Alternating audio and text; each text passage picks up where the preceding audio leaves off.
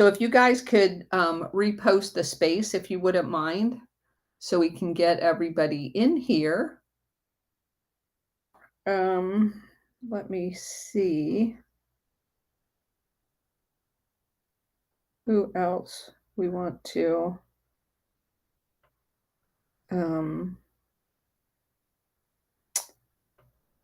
get in here. All right. So, SR71, have you been staying up on all of the back and forth going on? I have been trying to, Colonel. Let me tell you that much. All the back and forth that's been going on here lately is just mind-boggling, to say the least. So I find this very, very interesting for lots of different reasons. And let me just share with you a couple of the things that I find most interesting. Because I find it all fascinating, actually. If you were to look at, say, for example, let me go to my, before we get started on the book review. Let's see. There's the one guy, David Franz. Okay. He took exception and to something that I said about Mike Benz not giving Paul Williams and Operation Gladio credit for the information, none of which he would have had he not come here, as a matter of fact, to our information. And so he did find, I'm going to give him credit, where he mentioned it on Bannon's War Room. Well, he says he did. I'll have to look at the clip afterwards. I'm not going to play it now, but I like how people try to say that you're being angry when you're answering their questions, when in their non-angry post they do the small and capital letters like it's like cryptography or something, you know what I mean? And I'm like, dude, you're saying that I appear angry when I'm just answering your question and you're mistyping letters and putting capital letters in there. I'm like, okay. So what I do want to point out in all of this is a few aspects of informational warfare that you may or may not be aware of. When I didn't know, and this is kind of the revelation of all of that. I thought that this was just a one-off thing that I wanted you guys to be aware of. And that is that in the information space, sharing information is the most critical node in information warfare. It allows you to compare notes and assess where you're at in your campaign and where the enemy is at in their campaign. And what I find fascinating is the people that we are opposed to, they conduct information operations all the time, information warfare with the media and these nonprofits, and every aspect of their attack on us is coordinated, every aspect. They have forums in which they like the Aspen Center, where they coordinate the attack. I mean, and that's basically like the Anti-Communist League and them voting on how they were going to approach things. They act as a collective, where we sit at home and we do our own things, and we may be in little cells like Cousin It, me, and Bridget, but we rarely take our information other than, our composite that I post in threads. We rarely get together like this Badlands fan club that I host at my house generally. Um, at no time do we sit around and collectively talk about messaging or anything else. It's just a good time where people are getting together. We eat snacks and we kind of share information about what's going on in our patriot efforts. But it's not like an on purpose information warfare coordination meeting. And so occasionally somebody will throw something out like I did because I found it odd. And then you have 10 or 15 other people who share very similar, if not even more odd, information. And then you have these people that are on the peripheral who has no dog in the fight at all, jumping up immediately going, "Why are you doing this?" Well, we're in an information war.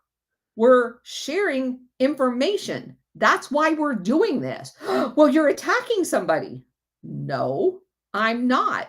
I'm sharing information.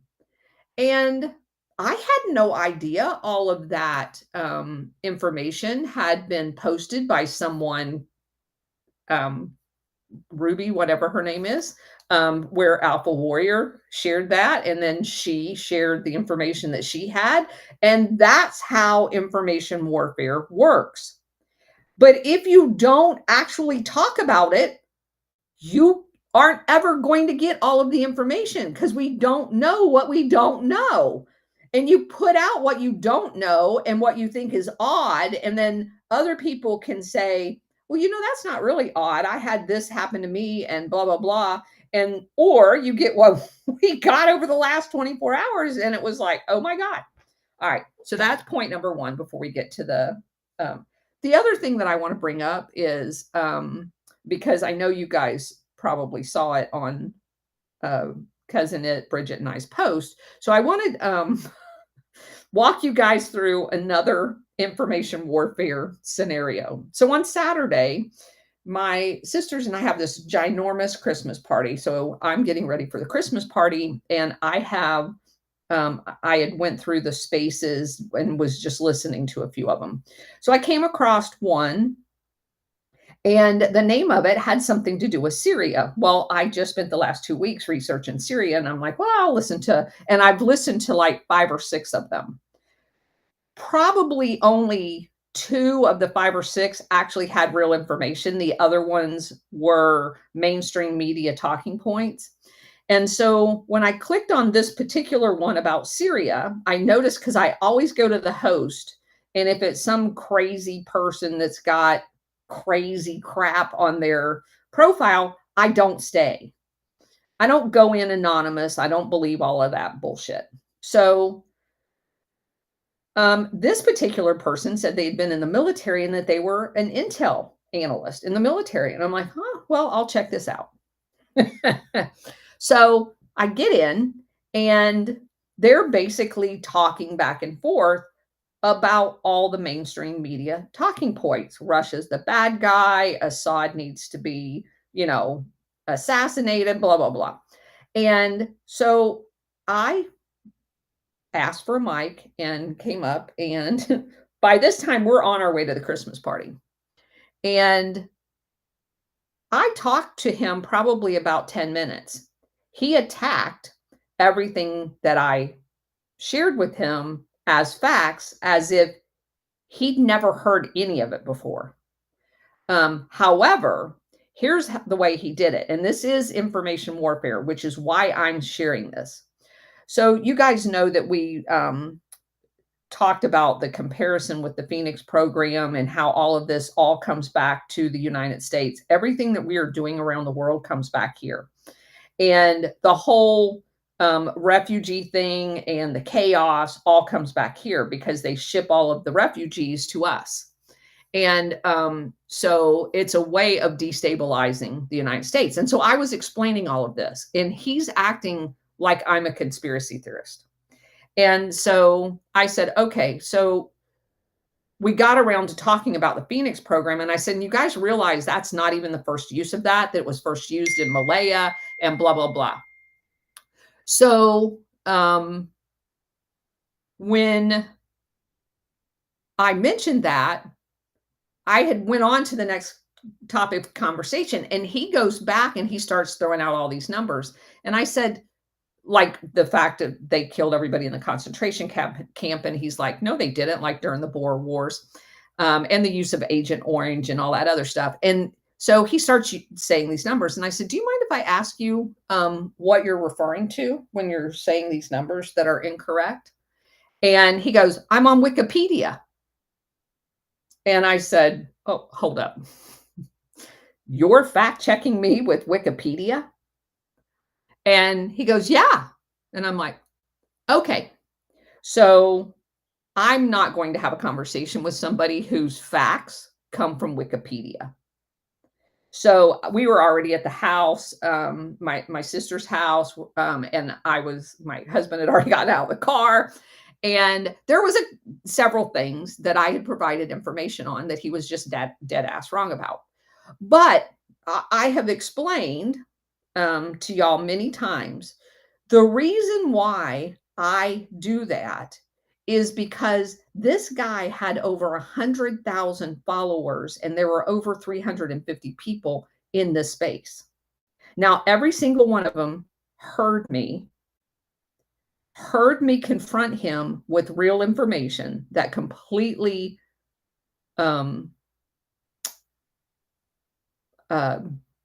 for lack of a better word, annihilated his talking points.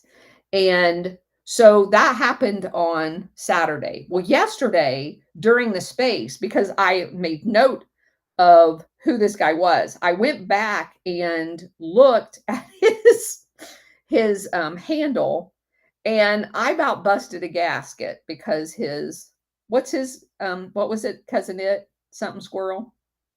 Secret Squirrel, right? She may not be listening. It was like Secret Squirrel. And I'm like, oh, you've got to be shitting me.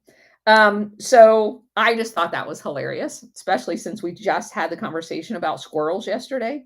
And so immediately after the space, he starts, and I mean, probably was doing it while he was in it because he was in it anonymously. I went through and looked at all the names yesterday. So he must have been in here anonymously.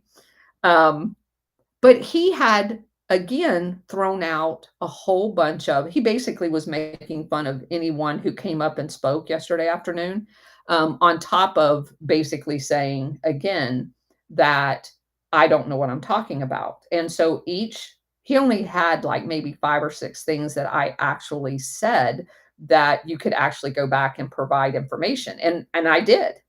And so Bridget immediately calls me and she goes, what the hell are you doing? Block him. And I'm like, I'm not going to block him yet. So we had a conversation this morning, and both Cousin It and Bridget provided him additional information, and then we blocked him because the point is. No, I told him to fuck off. Okay, you're right. You're right. And by the way, why do you always, I've got the phone, why do you always call on me when I'm sighting in a squirrel? Speaking I don't know. I have telepathy. When my hands are full, when I'm sighting a little bastard in.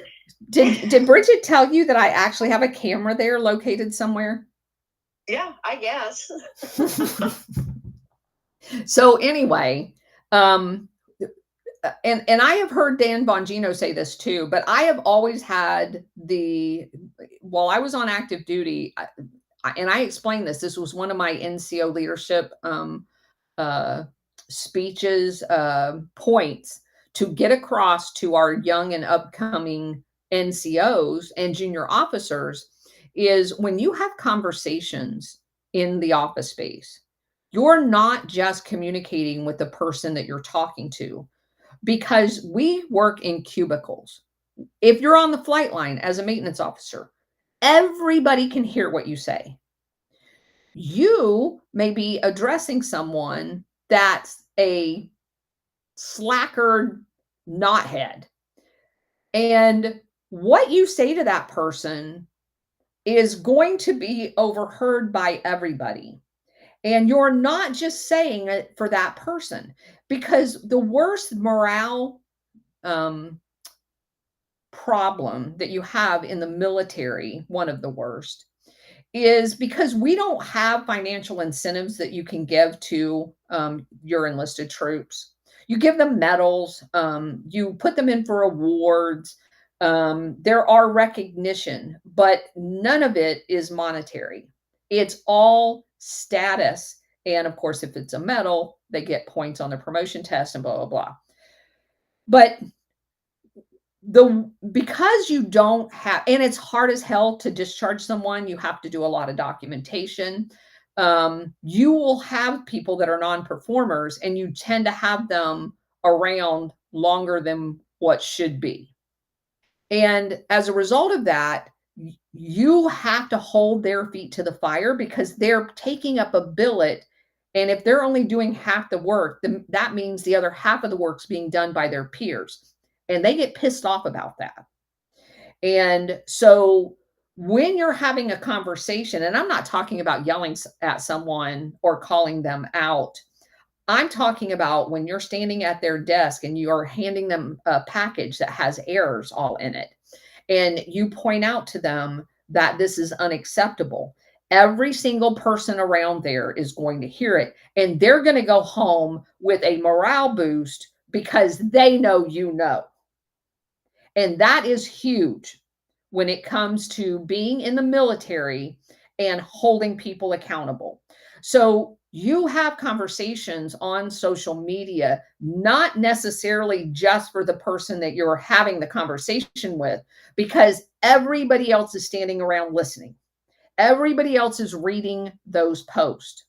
And within probably, I don't know, 4 hours yesterday, we had 200 more followers learning about Operation Gladio just from calling him out yesterday. I haven't even looked at the numbers today, but that's the reason why you do it. And again, I don't give a crap about the numbers for the numbers. I've shared with you, I've been very open with you. We get, I think the last time was like $40 every 2 weeks, which does not even cover the book purchases. I don't do any of this for the money. As Cousin It says, she does it for the liquor or booze, whatever it is she's calling it today. So bourbon. I want to be as upfront and as honest. And the other point, which kind of overlaps the two stories together, if you have something in your past that even remotely connects you to your subject matter, you need to be upfront. So can you imagine if we got through all of this and we've been together for 2 years exposing Operation Gladio, and somebody on a podcast or in a post goes, "Hey, Colonel Towner, how come you didn't tell everybody you lived in the middle of Operation Gladio in Italy? Weren't you there when they were doing that?" And all of you would go, "What the hell? Why didn't she tell us that?" That's the reason why when you're covering and you know, to be honest, we don't really know each other. We are operating collectively with our impression of people based on a social media platform. And the best thing to do when you're trying to be a leader and share information with people is to lead by example and put all of your stuff out there. Be completely open and honest with people about what's going on, where this intersected with my career, and it did. Yeah, see, already today, after these guys did their thing this morning, we have a whole 100 another 100 people following us. So it worked to the extent that it's going to work.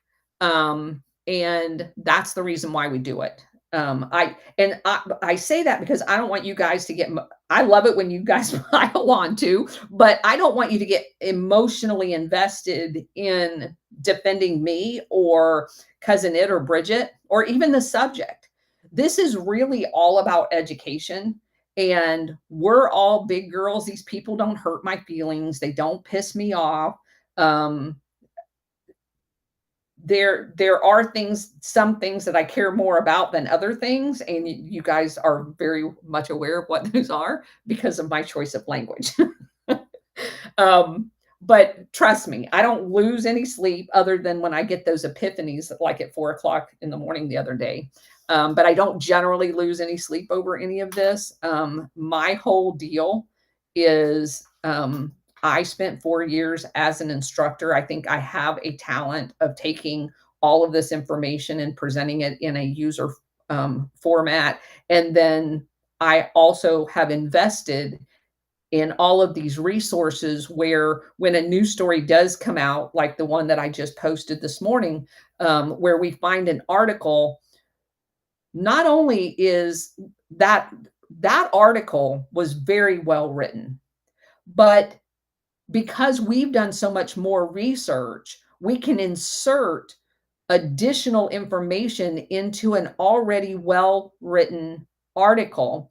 And I would like at the end of today's show, if anyone who comes up and wants to take a mic, I am looking for feedback on if that's an effective way of doing it. It's actually a lot easier for me to do it that way, as opposed to basically rewriting the entire thing with our stuff added in. So I'm just looking for some feedback, because I can guarantee you I will continue to some degree of doing that. But if that is cumbersome for everybody else, I will make an effort to not do it all the time. So that's the kind of feedback I'm looking for. All right. So we're at. Before you start. Sure. Salute. That's all I can say. What I will tell you, these people that use uppercase letters and this, that, and the other, it's a signal that they're butthurt. So sometimes making it public is the right way to go. You and I both know that in the military, there are times to be behind closed doors, and there are times where it's got to be taken care of out front in front of everybody. And I salute you for that. Thank you.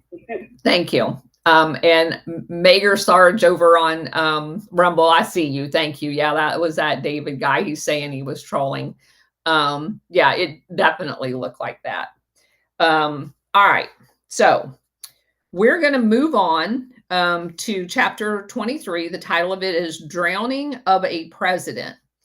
And it starts off with a picture of A.Q. Khan, Khan, who was the father of the Pakistani nuclear program and blamed by many for exporting nuclear technology throughout the Islamic world and beyond, like to places like North Korea.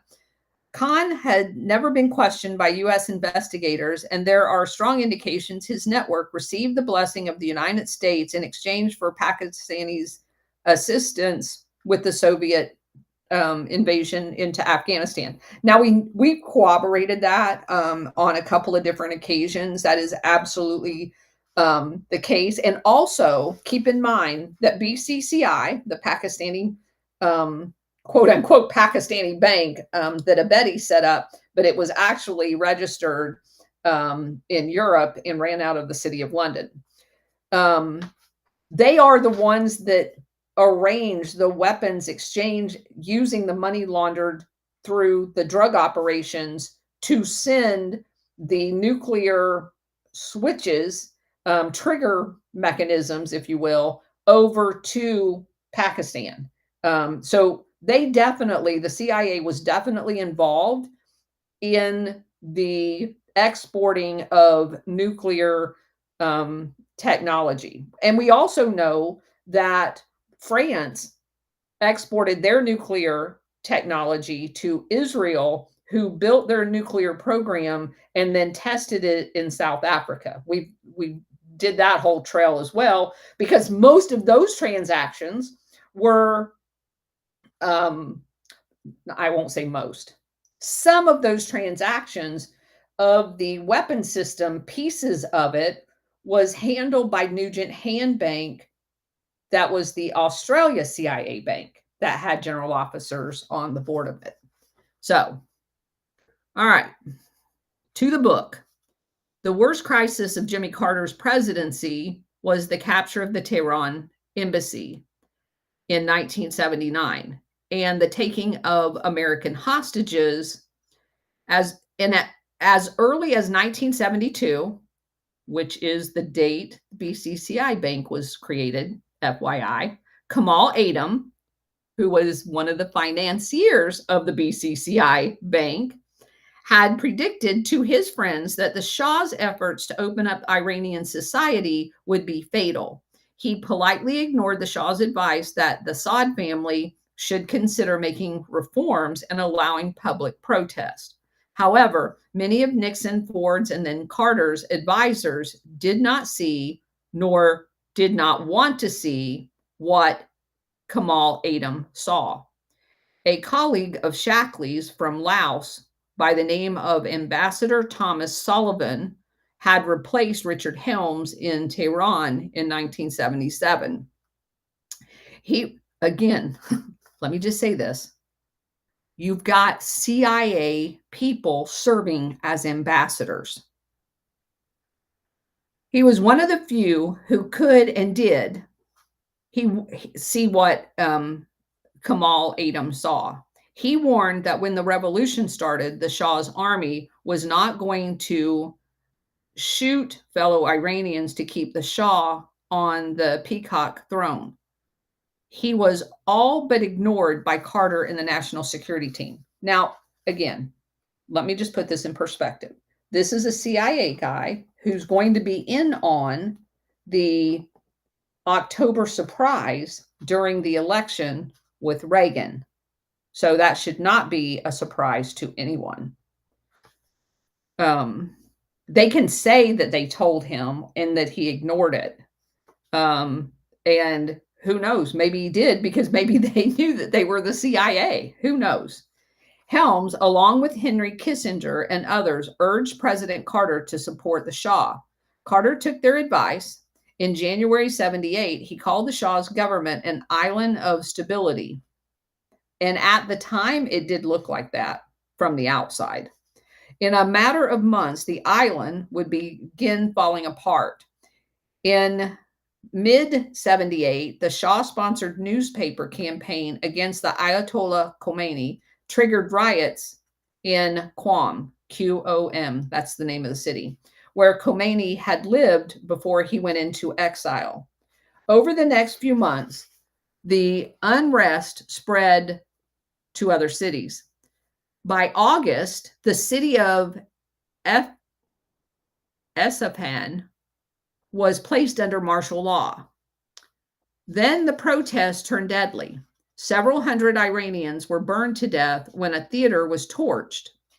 According to Corson and Sullivan, the CIA, unwilling to face up to the catastrophe that was unfolding, gave Carter no warning to abandon the Shah's failing regime, even after martial law had been imposed in Tehran and hundreds of protesters had been gunned down by the Savak on what came to be known as Black Friday. Now, all of you guys that's been here this entire time, your antenna should have just went up, because who was running the Savak? The CIA trained assets. It was created by Major General Sorskov, Arnold's dad. The people that ran it were hand-selected by the CIA. So this is the CIA being involved in a crisis in Tehran. For Helms and Shackley, a chance to influence the Ayatollah Khomeini had come many years before. In 1964, when the CIA arranged a safe haven for him in Iraq after he had briefly been imprisoned by the Savak and exiled to Turkey. Now, This is very interesting again. For Helms and Shackley, the CIA agents, one of which posing as the ambassador, which is Helms, had a chance to influence Khomeini. And they brought him out of Iran, placed him in Iraq after the Savak. Hold on. I'll bring you back up, Cousinette.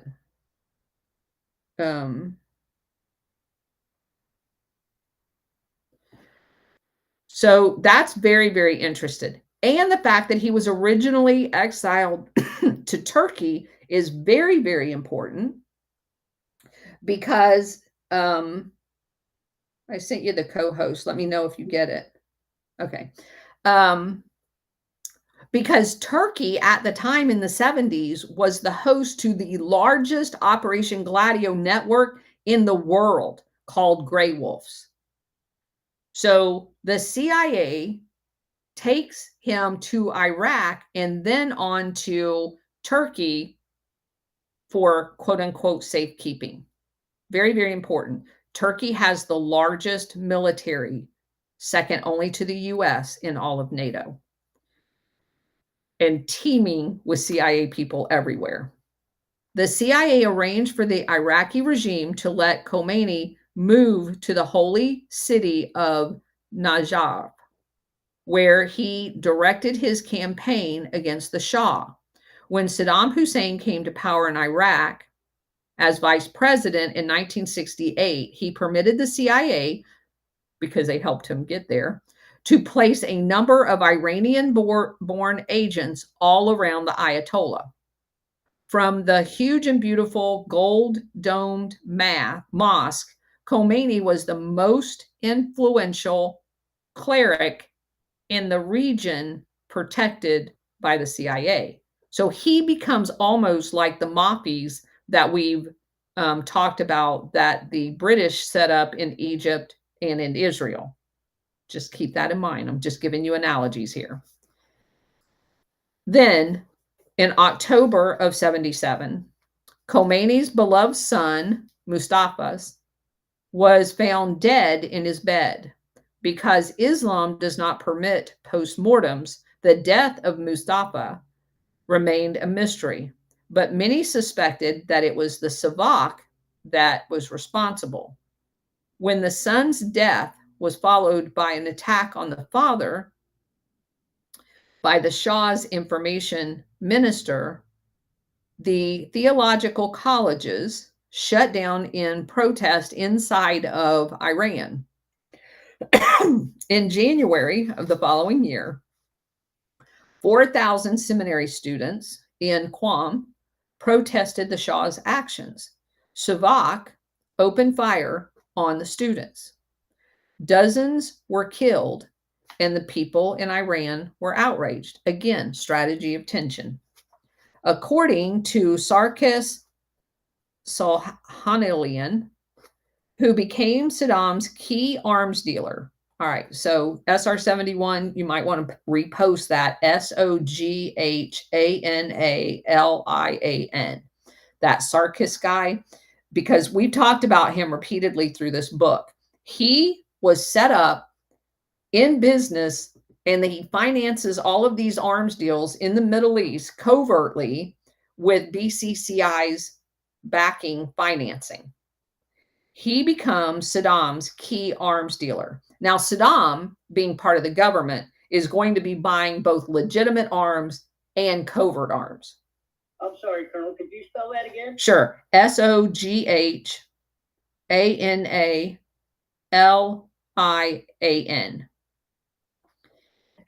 And Khomeini presented a threat to Saddam's secular government. And so Saddam was receptive to the Shah's request that his guest might be happier outside of the country. In October 1978, which is later that year, Khomeini moved so they moved him initially then to Turkey, and then they put him in Paris. Several Iranians who had been on the CIA's payroll in the United States joined his staff in France. They're plotting as part of his staff. This is the CIA, for him to come back to Iran. And you remember what we discovered, like in Cuba, with the CIA training Castro at the same time they're supporting Batista, but Batista had fell out of favor. And they're always grooming the next iteration of leaders in all of these countries. We found out in one of the stories that Saddam Hussein, once he becomes president of Iraq, had one of his closest allies was his defense minister. Unbeknownst to him originally, the CIA was grooming the defense minister to replace Saddam Hussein if he should get out of line. Well, one of Saddam Hussein's agents found out about that and provided him with some documents, and Saddam Hussein had the defense minister assassinated for plotting behind his back. So there is risk to people who do things like that to the CIA. But you always, I can't tell you the number of times I've had conversations with people that say, well, the CIA installed him, so why would they be plotting to take him out if they're the ones that put him there? They have the next iteration within a relatively short period of time of the next guy that they will be grooming. Just like that's the reason why all of these people, the CIA embeds themselves in these universities that host all these international students, because they're there grooming those students to go back and spy on their countries for the CIA. We've ran across several of them. That was the whole purpose of Epstein at Harvard. They were grooming people, probably for other things too, but they were looking at people to be able to spy on behalf of intelligence agencies. And you had the Michigan State University, where they embedded CIA agents as staff that then deployed over to Vietnam under the guise of them working to set up the national police, when in fact they were actually CIA agents setting up the basically terror cells that were going to take people up in the helicopters and, shoot everybody in there except for the one to get them to talk, that type of thing. That we saw that same thing happening with Dan Meteron down in South America, the retired police chief from Richmond, Indiana, that he went down there and was teaching the national police in Latin America to torture people under the dictator that had been installed by the CIA agents and during the coup. And then the locals ended up capturing him and killing him. So this is a thing I like to add where we've seen these patterns over and over, because some of this stuff is unbelievable if you don't understand. There's like 5 other examples of this stuff happening.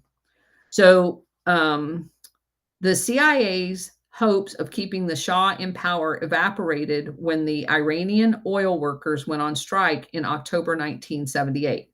Now, let me just also tell you what I told you yesterday about the oil companies.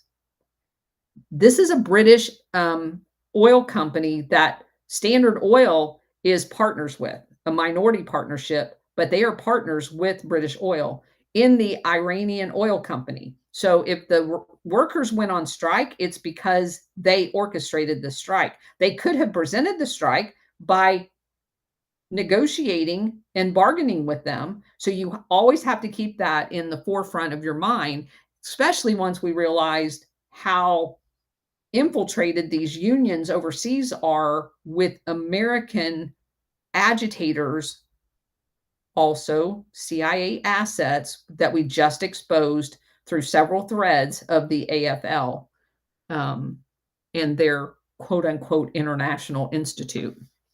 In November, the Shah formed a military government, while Khomeini announced from Paris that he was forming a government in exile. In December, millions participated in an anti-Shah demonstration throughout Iran. The Shah's last prime minister, whose name was Shapur Bakhtaria, tried at the Safari Club's request, which is a CIA front, to stave off the Islamic Revolution by forming a new government. In January of 79, at the summit in Guadalupe, isn't that interesting? I'm going to have to go look that up. I missed that the first time. Now that I'm tuned into Guadalupe in the World Anti-Communist League, that's crazy. The Western nations formally asked the Shah to leave Iran. A few weeks later, after 14 years in exile, Khomeini, with several CIA agents on his staff, returned to Iran, where he appointed Mehdi Barzargan to head the first Iranian provincial government. For the next few months, Carter was bombarded by friends of the Shah's, including Helms and Henry Kissinger, with requests to allow the Shah to come to the U.S. to have advanced prostate cancer treatment. In September 1979, Carter approved the visit and the dying Shah was flown in. Almost immediately, it was apparent that his treatment was seen as a slap in the face to the Iranian people. On November 1979, 500 angry Iranians invaded the U.S. Embassy compound and took 90 people hostage. Now, I guess you could probably make an argument, since Helms is CIA as well, that I don't know. That's a total assumption. That could have been part of the whole ratcheting up of the chaos. While some of the hostages were released 2 weeks later, 53 remained incarcerated, and Carter's human rights presidency and his Camp David triumph was seen as now a weakness. And also something I didn't know until I did that thread the other day is that in the releasing, they released women and they released several Black hostages because at the time they're radicalizing Black Muslims inside the United States to groom them and send them to terrorist training camps as terrorists, right? We read that in the last chapter. And so they did that in order to garner good PR, if you will, with the people that they are grooming in the United States to be part of this radical Islamist terror cell. As the Shah was falling from power in early 79, Erich von Marbach's price for rescuing General Hassan Tufanian, who was the Vice Minister of Defense for Procurement, was to force Tufanian to sign a memorandum of understanding. In his book called October Surprise, Gary Sick described the importance of this document.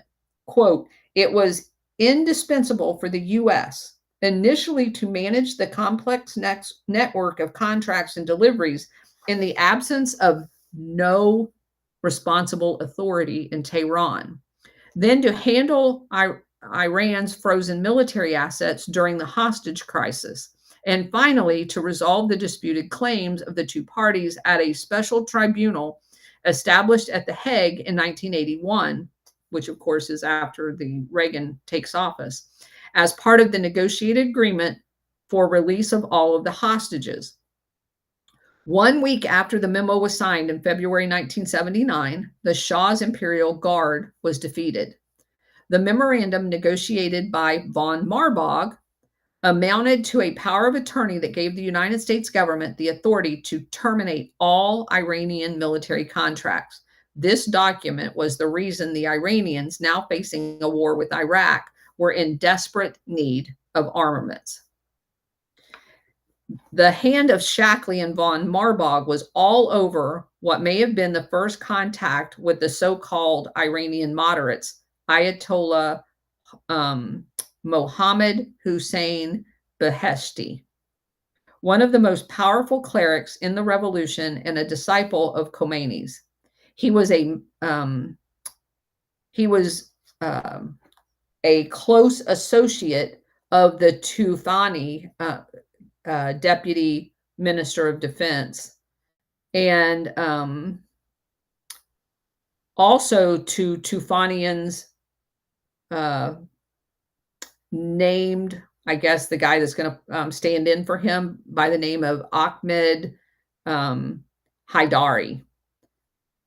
And let's see. Beheshti quickly arranged for Haidari's release from prison. One of Haidari's most important responsibilities for the new regime was to act as a middleman in all clandestine deals with Israel, because we're going to be coming up on the Iran-Contra, which used Israel as a cutout. The cozy relationship between Iran and Israel had reached its peak under the Shah in 1977, when Iran had agreed to finance sophisticated weapon systems with Israel. And by the way, it looks like all of that financing was done by BCCI. Under the auspices of General Tufanian, Iran had provided Israel huge amounts of foreign exchange and large land areas on which to test new military weapons. One of those weapon systems was a surface-to-surface missile capable of delivering a nuclear warhead.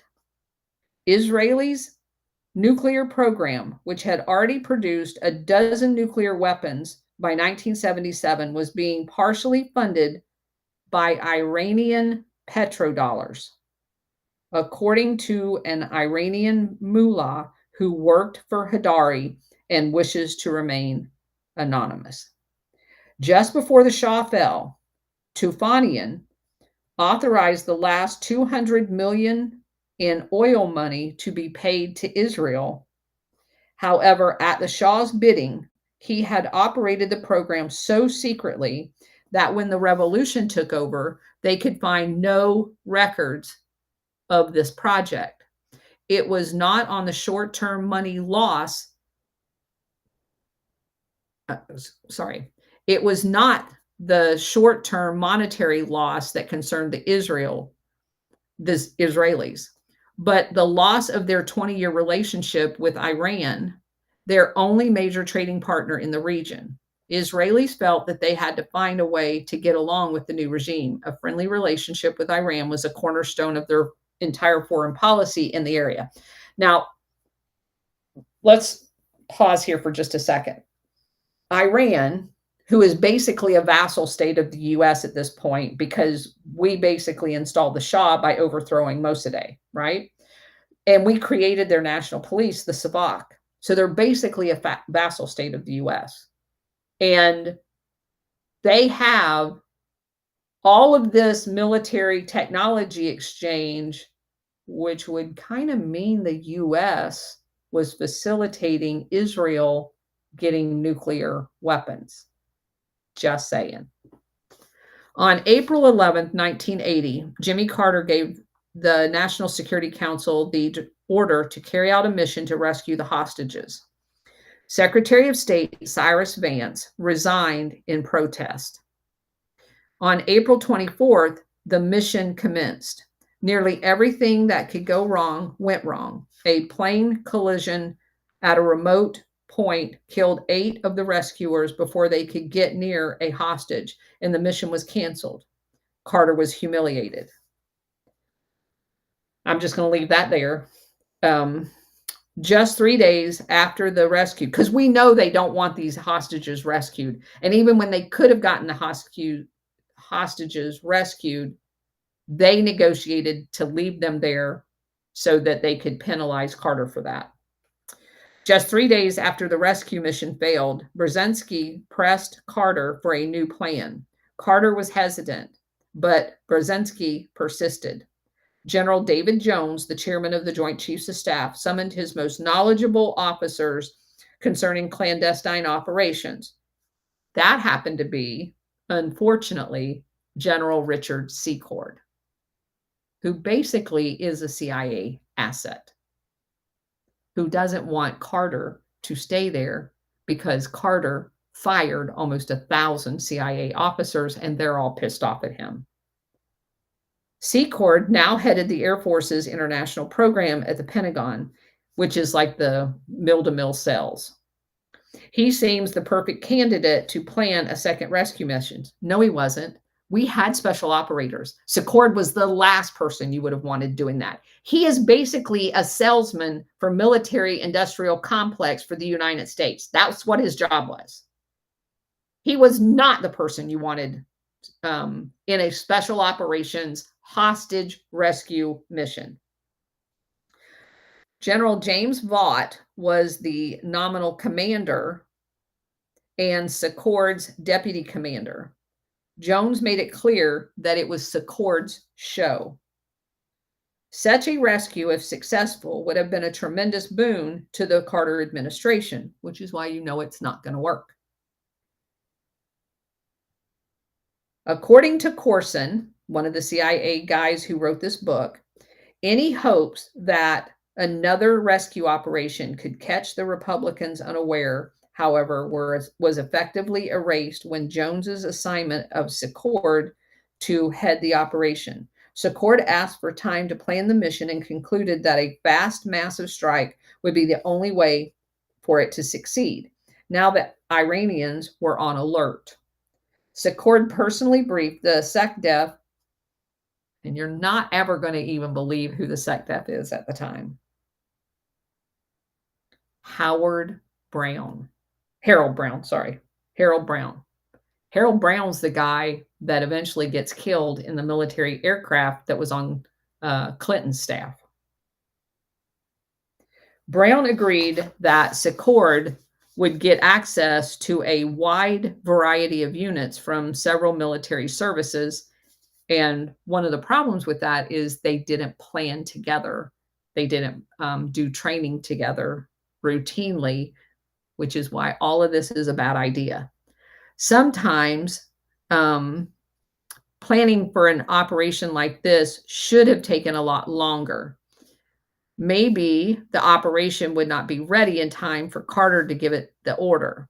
If nothing else, the Republicans had someone inside that they could warn that Carter had his October surprise in the works. In the end, it never happened. There was no second rescue attempt because it got called off. Carter's most secret operation were thoroughly penetrated by Bush Sr.'s partisans, not just Secord, who would later go on to be part of Iran-Contra, working for Vice President Bush, but also many other National Security Council staff. Gary Sick, S-I-C-K, worked at the National Security Council during the period when he wrote the book October Surprise, that in the Carter White House, quote, there were individuals who were committed to the defeat of Jimmy Carter and the replacement of him by Ronald Reagan. Using code names and clandestine reporting channels, they provided information about deliberations within the White House and among the National Security Council staff concerning the hostages and other policy matters. One of the sources stole a copy of President Carter's briefing book, which the Republican campaign then used to prepare Reagan for his debate with Carter on October 28th. And I actually remember that happening. William Casey and others in the Reagan-Bush campaign believed that there were two major events on which the election would hinge. One was the single debate scheduled between Carter and Reagan a week before the election in Cleveland, and the other was the possible release of the hostages. The theft of Carter's briefing book basically defeated one of the legs, being the debate, because, of course, Reagan's going to know everything that Carter's going to say. According to Robert Crowley, it was Robert Gates, then a low-level CIA analyst, who probably provided the contents of the briefing book.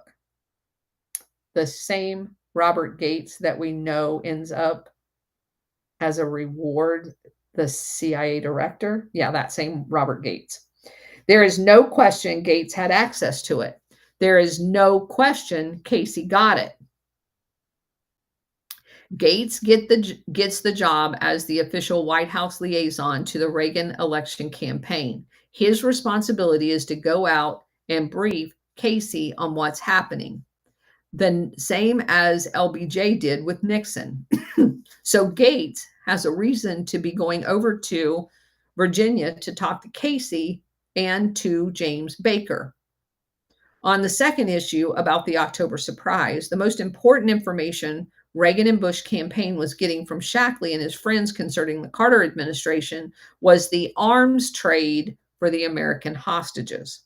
The first approach to Carter administration on this issue of arms for hostages came up in April 1980, the 178th day of captivity for Colonel Charles Wesley Scott.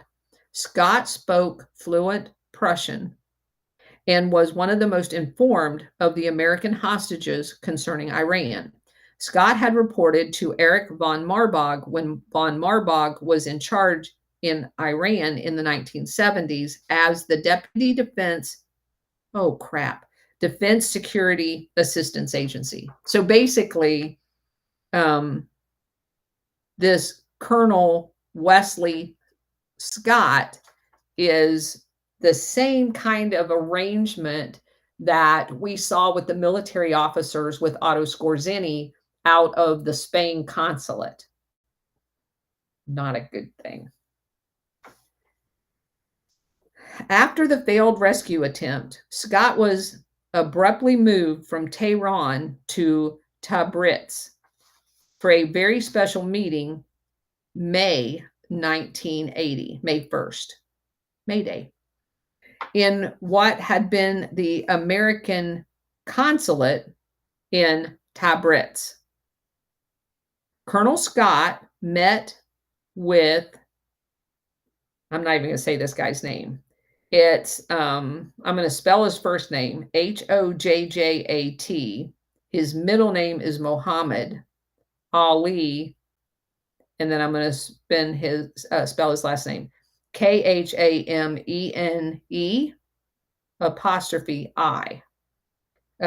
He has like other names in the middle of those, a very long name. He was the spokesperson for the revolutionary government. He told Scott in Persian of the ill-fated rescue operation.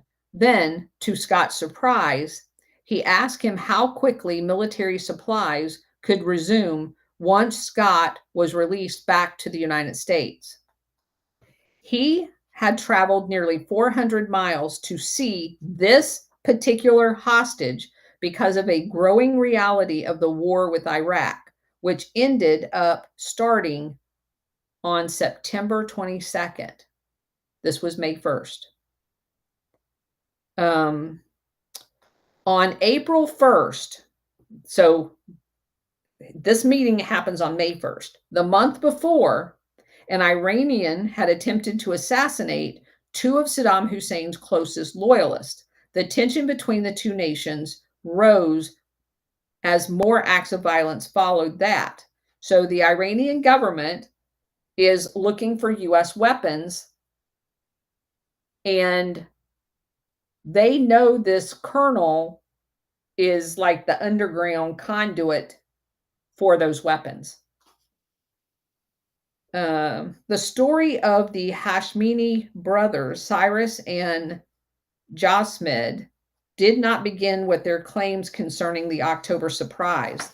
The Shah and the Savak had persecuted their families during the so-called White Revolution in 1963. Cyrus and Jamshed had both left Iran and had become involved in a shadowy world of international arms deals.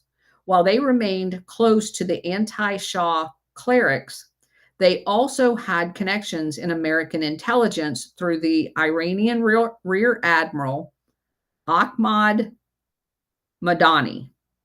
He was an old associate of Edwin Wilson's, von Marbach, and Secourt's. So, in other words, he's a covert weapons dealer with the CIA.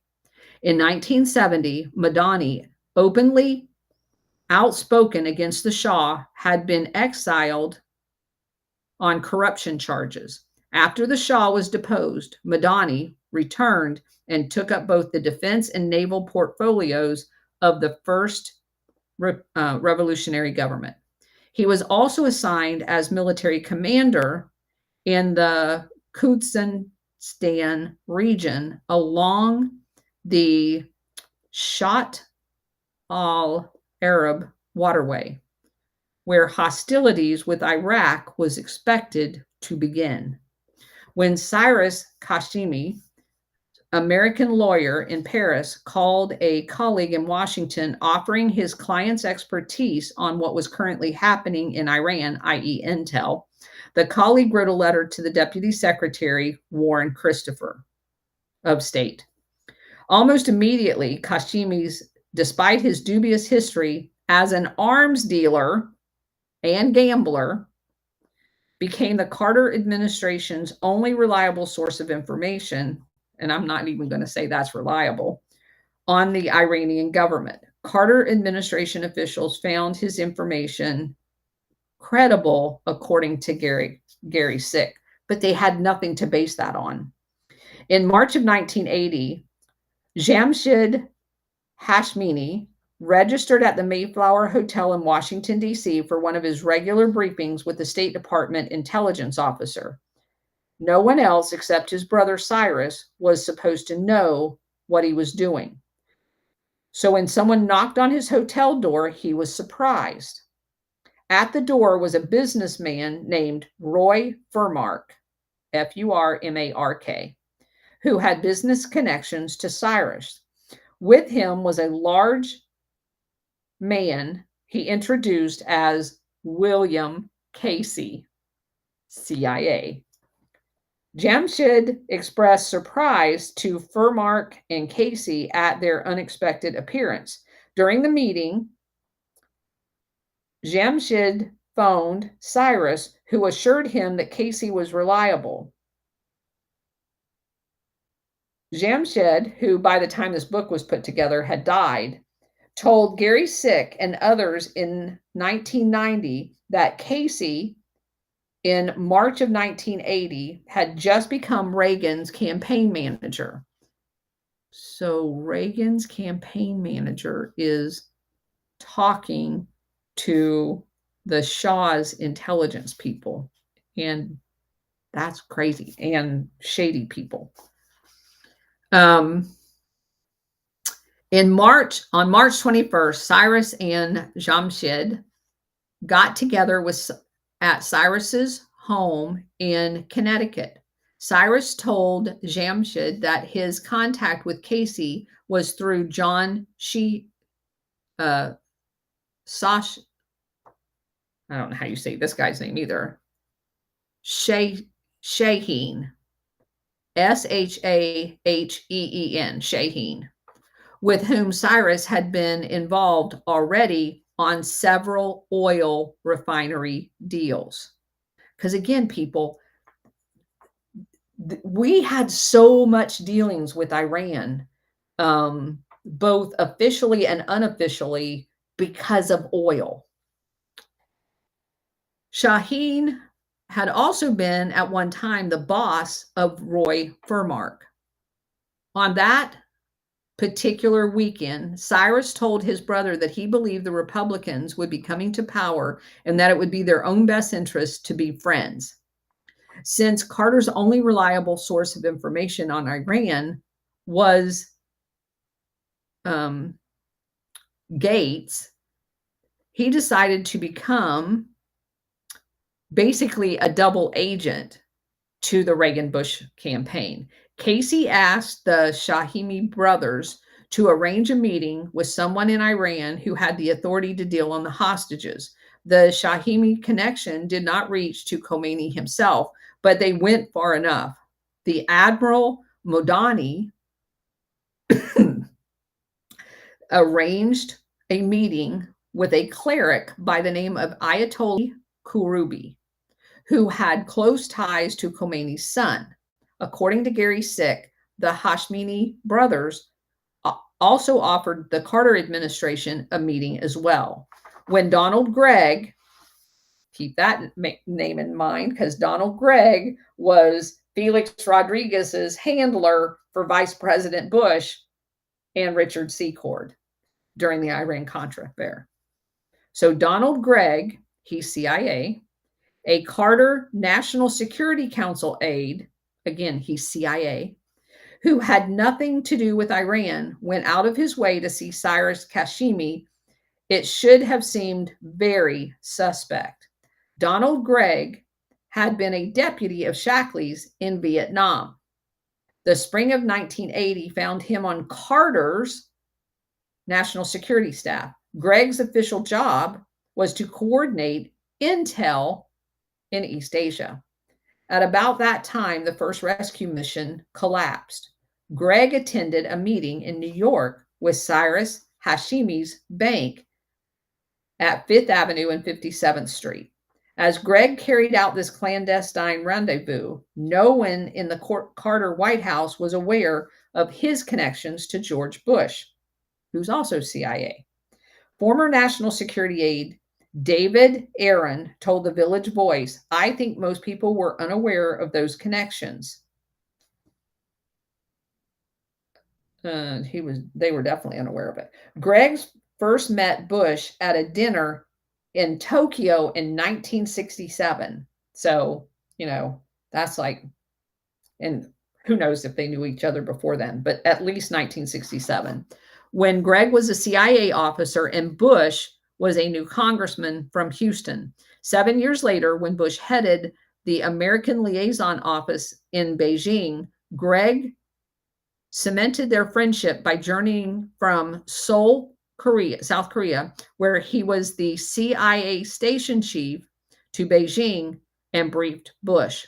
In 1976, when Bush was DCI, Gregg was assigned the sensitive job of CIA liaison to Congressman Otis Pike's probe into the CIA's wrongdoing, which, by the way, was a joke. Not because of Pike, but because of the CIA. Now, keep in mind that Seoul, South Korea, in the 1970s is the hotbed of the World Anti-Communist League, with Chiang Kai-shek over in Taiwan, both of which are dictatorships. We shouldn't even have had an embassy there because they were killing people left and right. According to Gary Sick, the other Carter NSC officials who wished to remain confidential, there were no official reason for Gregg to meet with Hashemi in New York at all. Hashemi took Gregg to lunch just around the corner from Hashemi's bank. According to Hashemi and his brother, Gregg discussed openings that the Carter administration and the Hashemis were trying to make with the new Iranian government. Years later, Gregg denied that he had any contact with any of them. He did not deny that he had contact with his old boss, Ted Shackley, though. During this period, while Shackley and Kleins had no official position at all in the Reagan administration, numerous associates, including Shirley Brill, Chi-Chi Quintero, and Douglas Schlatter, told the FBI that both men had been meeting with George Bush on a regular basis because they're arranging their own October surprise, which is to basically ensure that the hostages don't get released. Meanwhile, the Hashemi arranged for their relative, a relative of Khomeini's, to come to Madrid in July of 1980 for a clandestine meeting at a hotel with a Carter administration official. That meeting opened a dialogue, and President Bani Sadr reacted favorably enough that he agreed to begin a serious negotiation of releasing the hostages. I think this was a bait and switch. Just my opinion. The last week of July of 1980, the meetings with Hashemi had arranged for the Republicans took place. So they're working two deals. They're basically going to string along the Carter administration thinking he's going to get a deal and he's not. But at the same time, they're working the deal with the Reagan administration to hold on to him until January.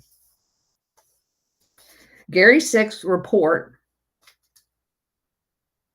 hold on, that the meetings included William Casey and a man named Shashimi identified Donald Gregg in the meeting with William Casey. But there was an additional member of the delegation, and y'all are never going to believe this name, Robert Gray. Do y'all remember the Robert Gray? Anybody? Cousin It, you remember who Robert Gray is?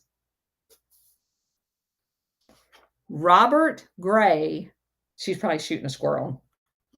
Robert Gray is the PR guy that ran the brothel as a quote unquote club in downtown DC to trap people and blackmail them, who worked at Hill and Knowlton and eventually opens his own PR firm. And Hill and Knowlton is the CIA front company that they hid all of the CIA officers that they needed to pretend were former CIA officers.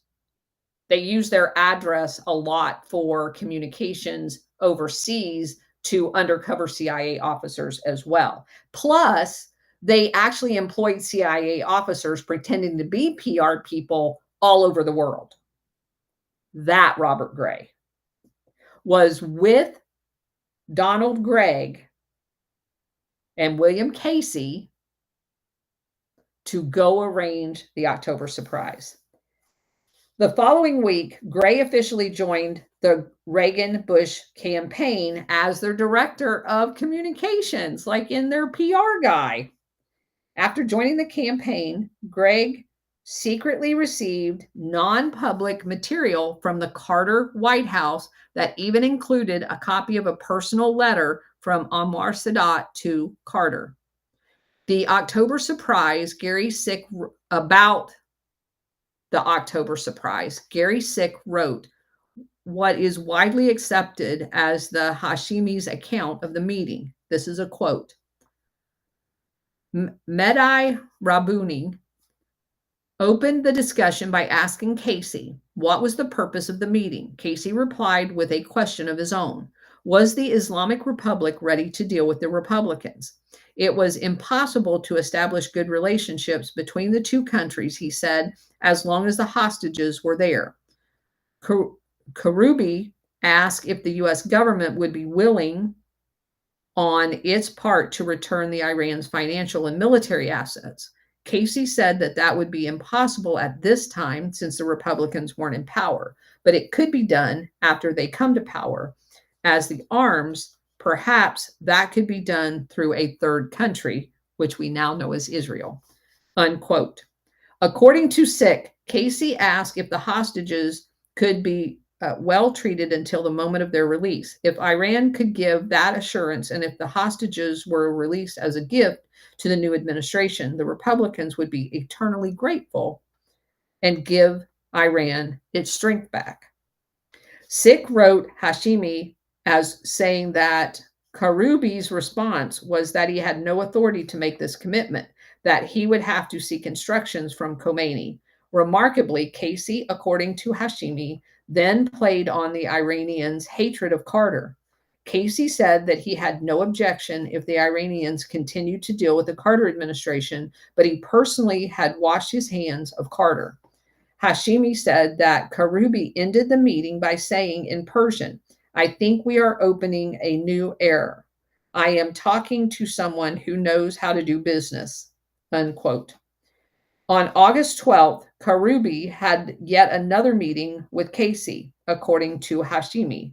This time, the news he carried was electrifying. According to Hashimi, Khomeini had agreed to Casey's terms. The hostages would be released on the day of Reagan's inauguration, though the Iranians would continue to go through the motions with the Carter administration.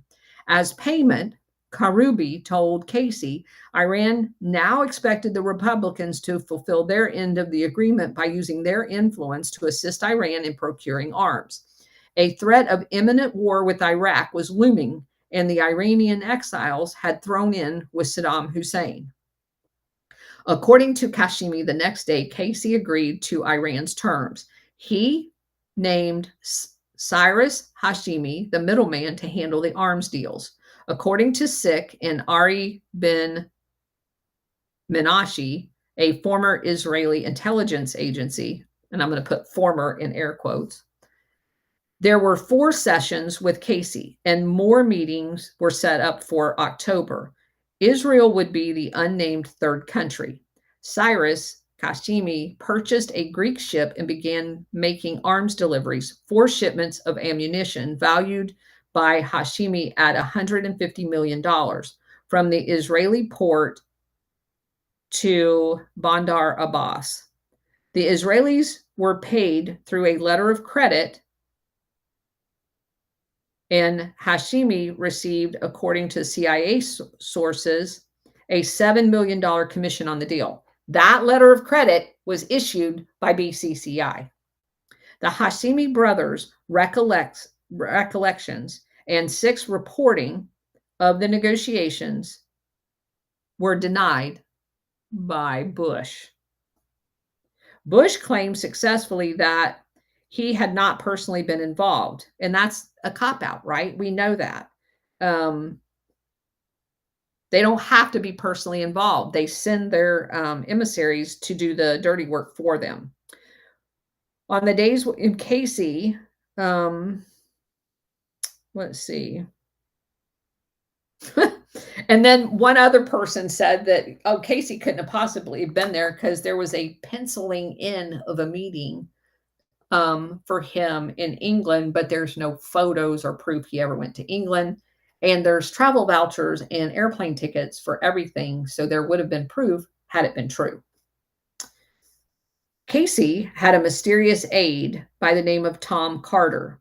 Carter cannot be found anywhere these days. No paper trail of him, nothing. What is known is that Carter had worked for Casey for years, and that after the 1980 election, Carter had an office across the hall from Casey's at the old executive office building. Carter was forced to come forward and give testimony on behalf of the defense in the trial of Robert Sensi, S-E-N-S-I, who was the former U.S. manager of the Royal Kuwaiti Airlines. Sensi had been arrested while he was on the run in England. He was charged with stealing millions of dollars from the airline. Sensi was ultimately convicted in the late 80s on 11 of 16 counts.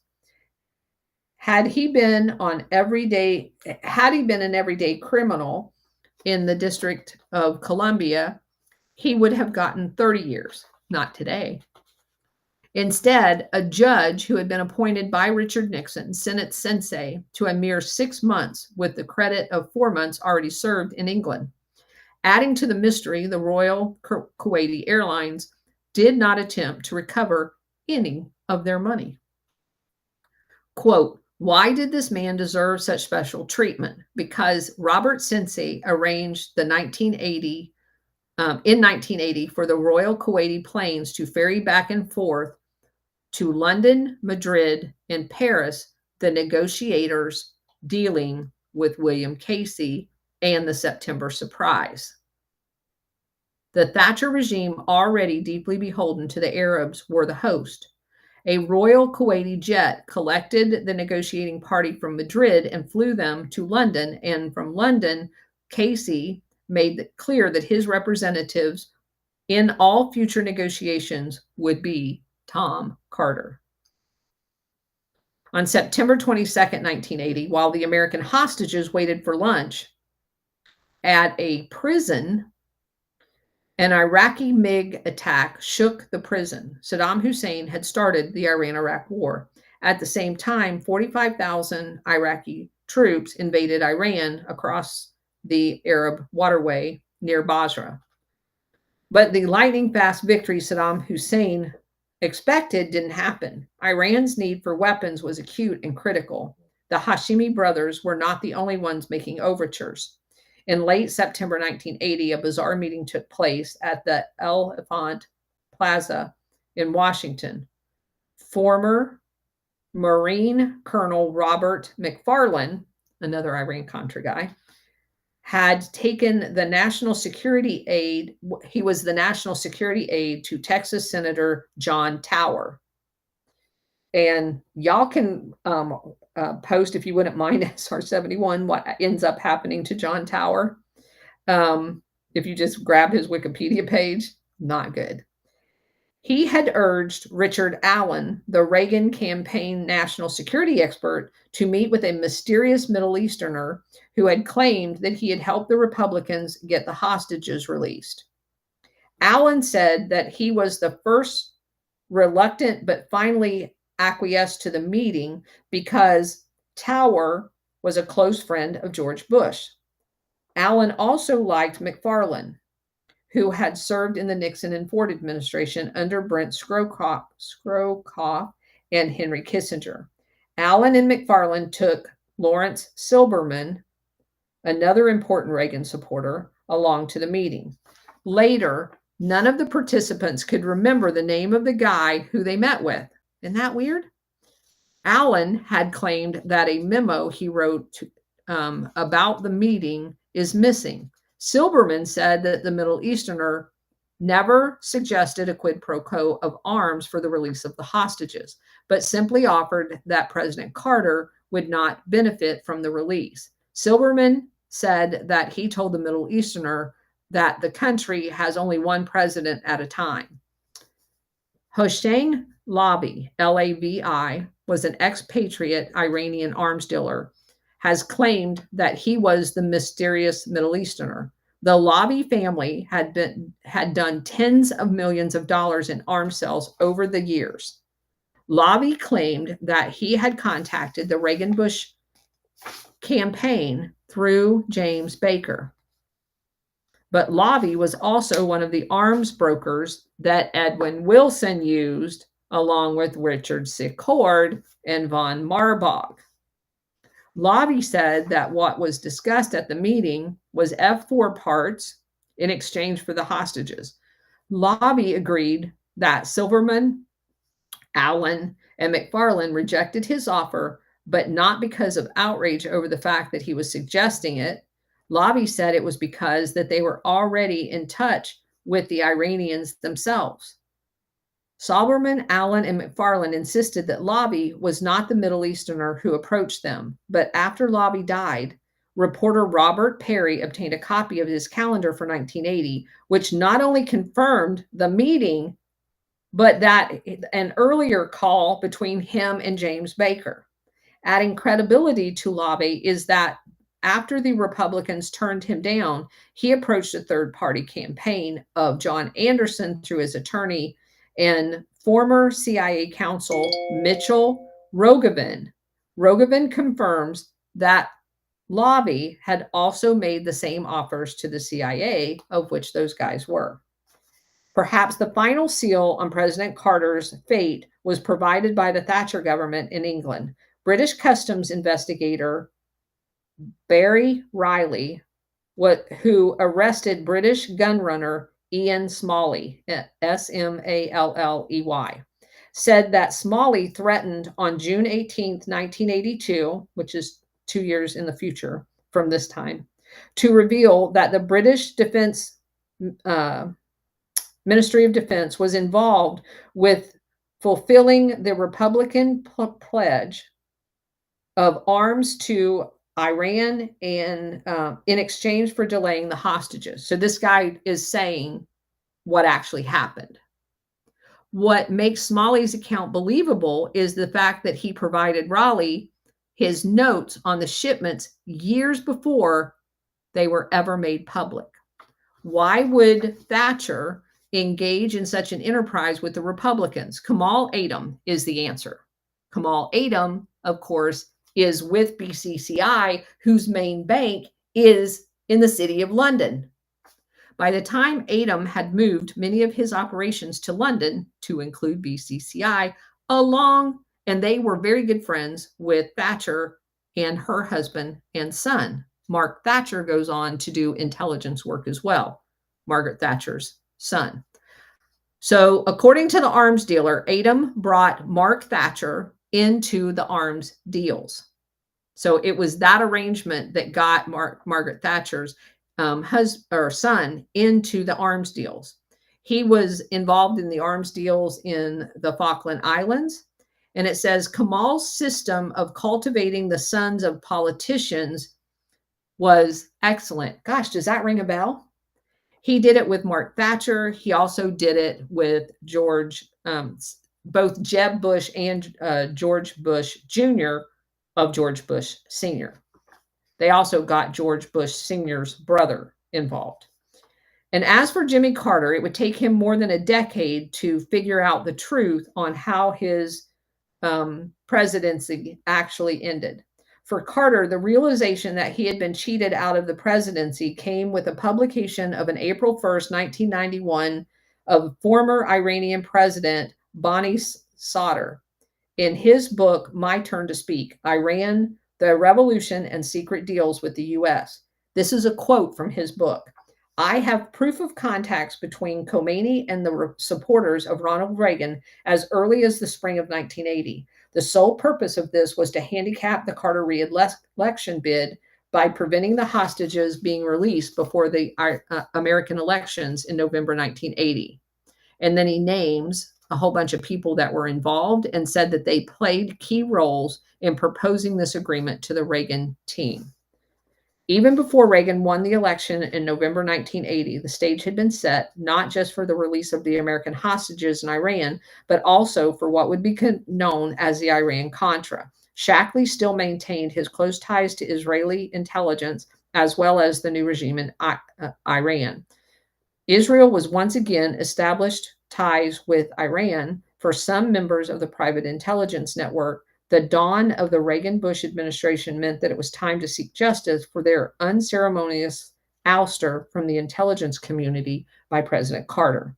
The destruction of Carter's presidency can hardly be blamed on the secret intelligence network alone, though. Besides the foreign policy, quote unquote, disasters, according to the CIA,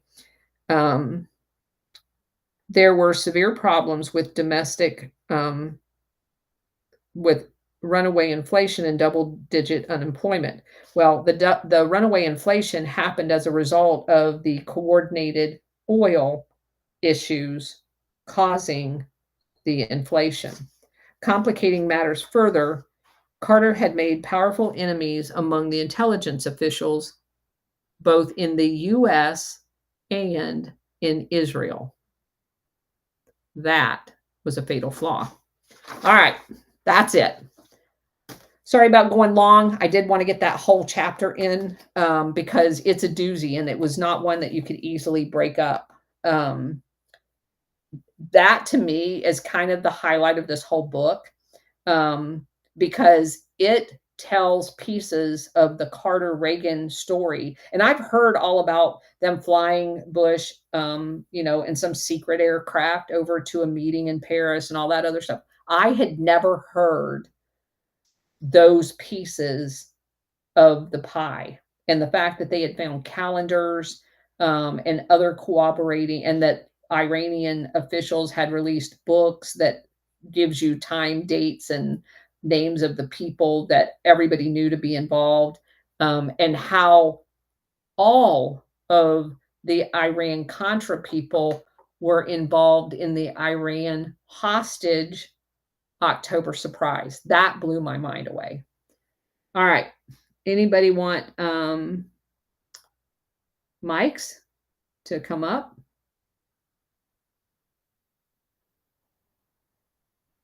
You're welcome to come up.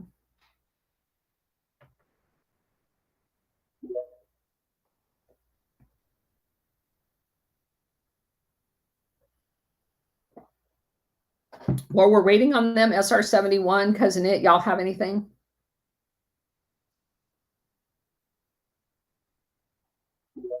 Yes, ma'am. I most certainly do. Of course, I'm one of the old fogies in this cadre here, and I've lived through all of that stuff. I was in the Marine Corps during the time the hostages were taken. And I recall to this day when it happened early on. I was a Lance Corporal at the time.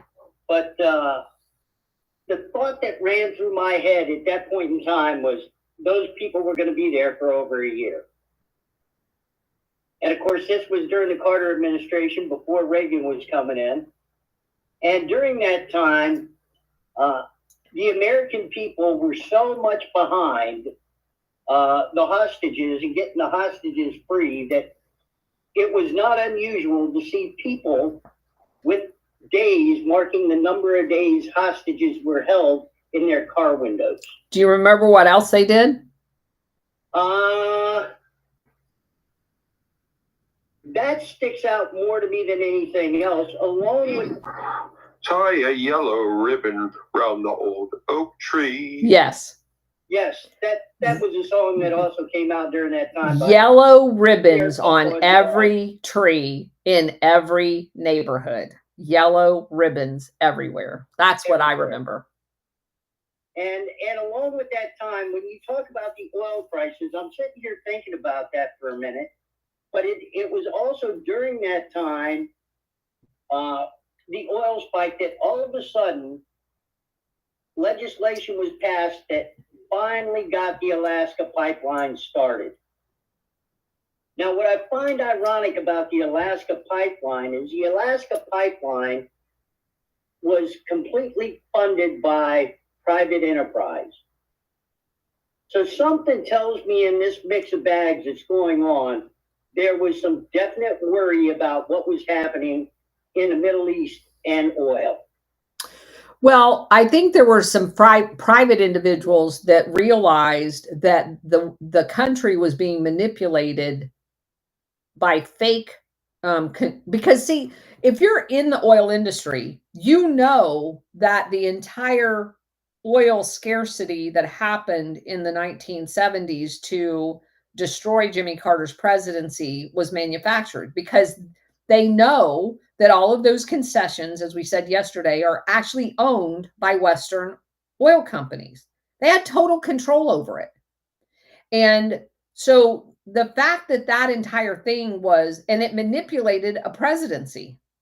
I do believe that the offshoot of that was the private people getting together and going, what the hell? We can't leave ourselves, because the government's not going to be involved in that, because they like having control. That's a good way to think about it. Yeah. Miles, go ahead. Good afternoon, Colonel. Hi. Yeah, I lived during that period too. So I don't know if the hostage crisis was organic. I think it was manipulated, because you're talking about strategy of tension and distraction. So Ted Koppel on Nightline every night, it was day 132. So it went on for so long every night. So you got back from work and you turned on the TV late, and it was, so it sat in your brain overnight. Yes. You actually dreamed about it. But I think that that was kind of manipulated. Well, obviously you just read all the stuff that was being manipulated, and they were probably wringing their hands, these agencies, because we were totally distracted from stuff that they were really doing. And but just what's going on now, I just want to say that pieces on the game board are being moved before the inauguration. So you'll see a whole bunch of stuff happen before the inauguration. And Colonel, just so you know, I'm making a video of how to make a grilled cheese sandwich, and I'm going to send it to Alpha. Oh, I love it. Bless your heart. Thank you so much. That's so funny. Make sure that you tag me on that so I can tag all the ladies of the show. That's brilliant, Miles. Carrie, go ahead. Yeah, Colonel, I'm just a little confused about the whole oil thing. And this is why, and maybe you can clarify it because you're really smart. So once Iraq was taken, all that oil was it's not American. It's not American businesses. It was like sold off or something. I don't know. Like China. What do you mean? What once Iraq was taken? Taken where? No, taken when the most recent, like Dick Cheney took it. So Took it over. no. So first of all, let me see if I can explain this to you. And let's not use Iraq. Let's just use uh, let's use Iran. Iran oil fields are all world oil fields are 99% of them are grant oil companies that are not their own concessions. And that concession says, in the case of Iran back in the early 50s, that the British oil, which becomes BP, gets 86 cents of every dollar worth of profit off of the oil sales. The Iranian citizens on their own oil got to keep 14 cents. So generally, like in Chile, same thing happened with the mines down there. The copper mines granted a concession to American company Freeport to come down there. Now, most of the time, they would use local workers under the supervision. They were never in responsible positions. They were never told, they were laborers. And so the concessions control the production of the oil, because you're basically signing a lease. It's like having a well on your property and telling your neighbor that they get to take all your water, but and when they sell your water, they've got to give you a certain percentage of the sales. And you're beholding to your neighbor to be honest, because you're not out there watching them pull all of the water out, and you have no freaking clue how much water they're taking out of your well. And so if you sign a lease that's usually like decades long, like 30-year, 40-year leases, these were concessions is what they're called. And the concession was for BP in Iran's case to drill the oil, sell the oil, and write Iran a $14 check for every dollar. So in the middle of a war, the British Petroleum Oil Company's concession doesn't change. They're still pumping the oil. They're still deciding where the oil's going after it's refined, and they're responsible for the shipment of it. They're responsible for the selling of it, and all they do is write the host country a check. So in the case of Iraq, whoever had the oil concession when we invaded it is still there pumping oil, which is why those people went and caught all of the oil wells on fire, is for them to stop stealing the oil from Iraq, and basically made the concession nil and void. That's why they set all those oil rigs in the pumping areas in Iraq on fire, because regardless. Who set them on fire? I don't know. I wasn't physically there. They were all set on fire. There were allegations both ways that it was the Iraqis that did it so that the US couldn't continue stealing their oil. That's what the primary belief is. Because their whole thing was that they were pissed off at all of that. And that's what happened during the Iran-Iraq war. There are Western countries still with concessions pumping oil out of that.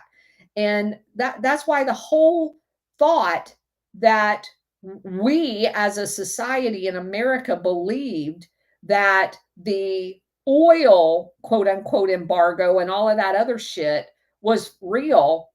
Looking back on it, knowing what I know now, it's laughable. It was never real because of how I now know the oil deals are worked and how the selling of it goes and everything else. All along, go ahead. Yeah, just to pick up on what SR-71 was saying about the oil issue around 1980. I read an amazing, just utterly mind-blowing book called The Oil Follies, 1970 to 1980. That's The Oil Follies, 1970 to 1980 by Robert Scheer. I think it's spelled Scheer. It's an utterly mind-blowing book, such so that I'm just flabbergasted. And it's just so important to understand because the 1970s is such a foggy decade that's deliberately fogged up because it's kind of like in the way I schematize it, it's like the post-assassinations decade in which the CIA is consolidating the control that they had following the major assassinations, and to the point where by 1980 it's sheer autopilot. So there's that. I also just wanted to comment, given everything we see going on right now where the deep state or CIA is kind of setting the table for Trump and kind of tremendously qualifying the conditions that the new administration will be faced. I mean, you obviously alluded to the 1980 October surprise on today's show, but the other October surprise that also exemplifies this is the 1968 October surprise, which I know you know about and probably talked about somewhere else.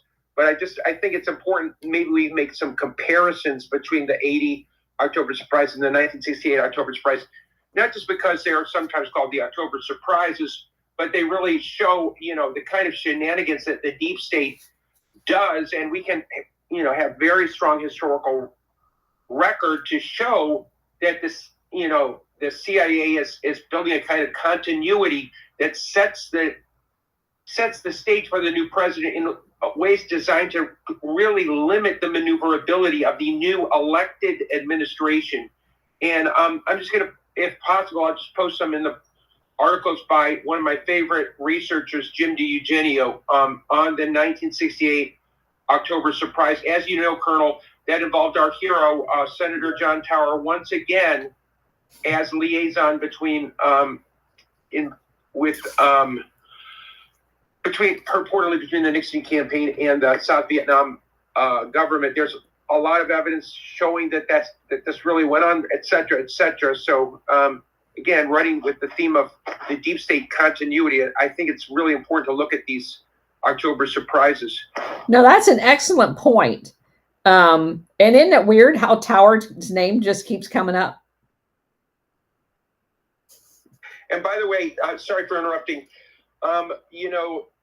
John Tower also had key records from our Lee Harvey Oswald's mom to Senator Tower in 1960 when he was when Oswald was in the Soviet Union in 1960, saying, basically what the heck is going on here?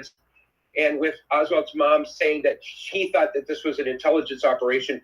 So that's yet another sensitive area that might cause some negative turbulence for Senator Tower, who again was killed either the day before or the day after Pennsylvania Senator John Hines.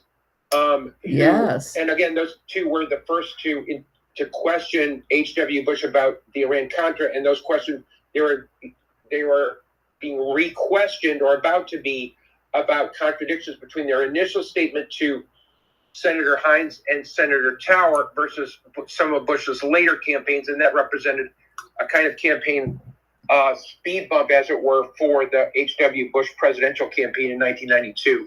And yet, Tower still was on Bush's Intelligence Advisory Board during Desert Storm.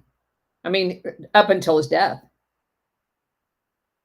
which is really weird. So, yeah. And I find it interesting that he was in Texas Senate politics at the same time LBJ was, with all of the shenanigans that LBJ pulled off. Right? Because he had his own hit squad. Um,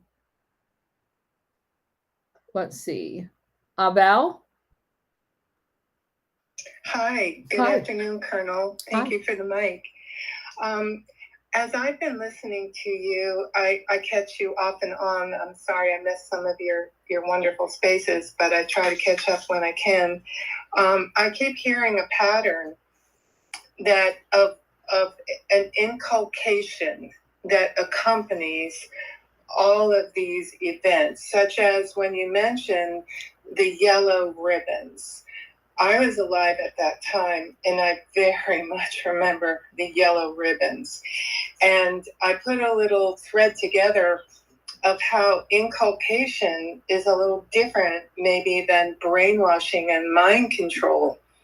It's such a long-term, subtle process from the time we're born. Even my child said to me one day that they were affected by how I was affected at 9/11. Oh, yeah. And so my trauma is passed on like that, but it's even deeper than that. They're affecting our subconscious and how we think about everything. So I wondered, because there's a couple things I wonder if you have heard lately. The one thing is Turn the Page. The newscaster, the CNN person, said that to President Trump, and they said that all through Kamala's campaign, and they used the arms with it and everything, and they have always these devices. Even with Notre Dame, they kept mentioning the fraternity, and everything they were saying was almost just like 9/11, how what they did affected the whole world. So not only are they taking over countries and drug trafficking and all this, they're inculcating us at the same time. So I wondered if you had any thoughts on that. Thank you. Well, it's definitely true. I mean, we've talked about how and it's in many cases trauma induced, right? So they will, for example, the whole nuclear weapons use in World War II, and then throughout the 50s and 60s, everybody had to, as a kid, had to hide under their desk, and when you tell a kid that you've got to get under your desk because the possibility that someone out there in the world hates you and is going to kill you, that's traumatic to little kids. And the same thing with the Iranian hostages. So then, oh, well, here's what we're all going to do. We're going to go out and tie a ribbon, as if that ribbon has anything to do with the fact that our government just arranged for people to be kidnapped and held hostage so you can get rid of the duly elected president. So, yeah, I do see a lot of that. And so it's, and now if you spend any time on it, which is why I don't, it's infuriating because you have something like 9/11 happen, and then they tell you, oh my God, you've got to go down and sign up. Otherwise, you're not patriotic or whatever. And no matter what our military does, you have to be supportive of our military, even if we have them doing things that they shouldn't be doing. So yeah, I'll have to think about that. That's very insightful. Very good point. All right. I don't see Warhamster. Did you have anything? Yeah. Hey, I got on late, so I don't know. I'm not going to comment on the gist of what you've talked about tonight, but our friend all along's the fair play do it for mama brought up something really interesting that I've been reading up about. He talked about the 68 election, 1968. Yep. What people forget, I just recently did a deep dive into this, and it's something we all need to take a much bigger look at. George Wallace ran as an independent, and had he not done so, Nixon does not win. Correct. That's why I thought this one was so much like, I did a deep dive into it too. If you compared this election with RFK coming in, it was. In fact, I think you and I may have talked about that. Yeah. And that's what I think we did that like months ago. Yeah. But go ahead. For those who haven't, Nixon got 43.4% of the popular vote. Hubert Humphrey, the Democrat, got 42.7%, so spitting distance apart. Wallace got 13.5%. The states that Nixon carried 32 states, Humphrey carried 13, plus Washington, D.C., and Wallace carried 5. Nixon got 301 electoral votes, Humphrey got 191, and George Wallace, third party, got 46. So the 5 states that Wallace carried would have been pretty much the Sun Belt, and they would have gone Democrat back in the 60s. Absolutely. So that wouldn't have pushed him over the line to win the electoral vote, but there are 8 states where that Nixon won, which represented 84 electoral votes that were within 2%. But if you take Wallace out of there, correct, it probably goes the other direction. So this isn't Wallace isn't necessarily a tinfoil hat conspiracy theory, but it's more of a constitutional question, which is why I got into it. But it's absolutely worth a much deeper dive. That 68 election changed the United States in so many ways. And that's even not even talking about RFK, what happened to him. Right. So I'm glad our friend brought up the topic, but it's something we really need to dive much more deeply into. Yeah, it is very interesting, and because the similarities between the 68, when I started looking into it, and the election we just went through, where you have the Democrat nominee not ever having gotten a single primary vote. The similarity, and they had the convention in Chicago both times. There were so many similarities in it. It was just like, holy crap. Yeah, it's when history rhymes sometimes. I forget the expression, but yeah. We probably owe it to ourselves to do a full show on what was going on in '68, because politically, I think.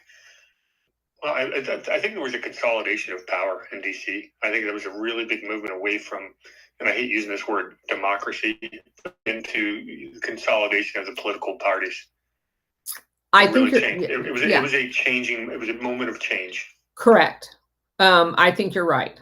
And it's even more interesting in looking at it with not only what Nixon did, like basically his quote unquote war on drugs and moving it over to the CIA and some of those things, but how he ended up and how we got to Ford and Rockefeller, who was instrumental in basically finally blocking all of the information of JFK's assassination. So the whole thing is just crazy with nuances. Well, yeah, let's not forget who Nixon beat in the Republican primary. That was Rockefeller. Yes, I know. Yeah, that but for those who don't know, that would be Nelson Aldrich Rockefeller, and he's named after his famous grandfather, not the Rockefeller grandfather, but Senator Aldrich, who just happened to be the guy who owned the train that took all the bankers down to Jekyll Island. Yes. In 1911 to create the Federal Reserve. Yes. The same U.S. senator who ran the Senate Banking Committee. Yes. So that's who this Rockefeller came from. Yeah. Really good family lines there. Yeah.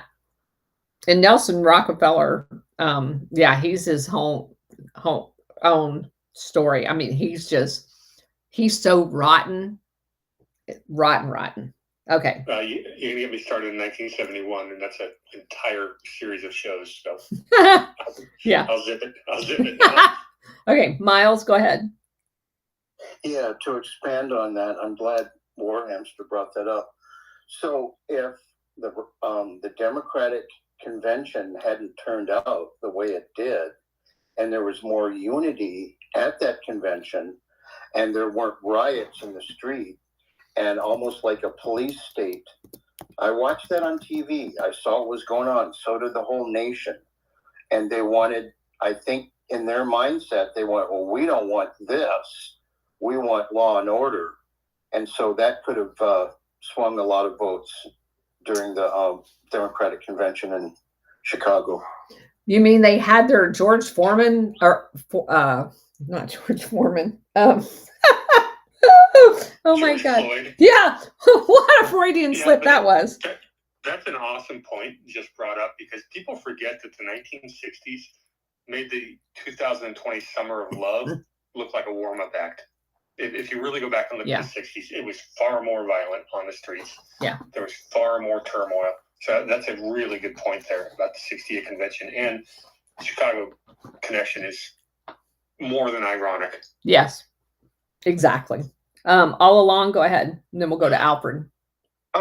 Yeah, very, very important points here about 1968 and also 1972, which together I kind of have been seeing them recently as, metaphorically speaking, the Altoona curve of the DNC, like the long, big change. And what is especially significant is that this is where the so-called left should be living if they really oppose the Democrats.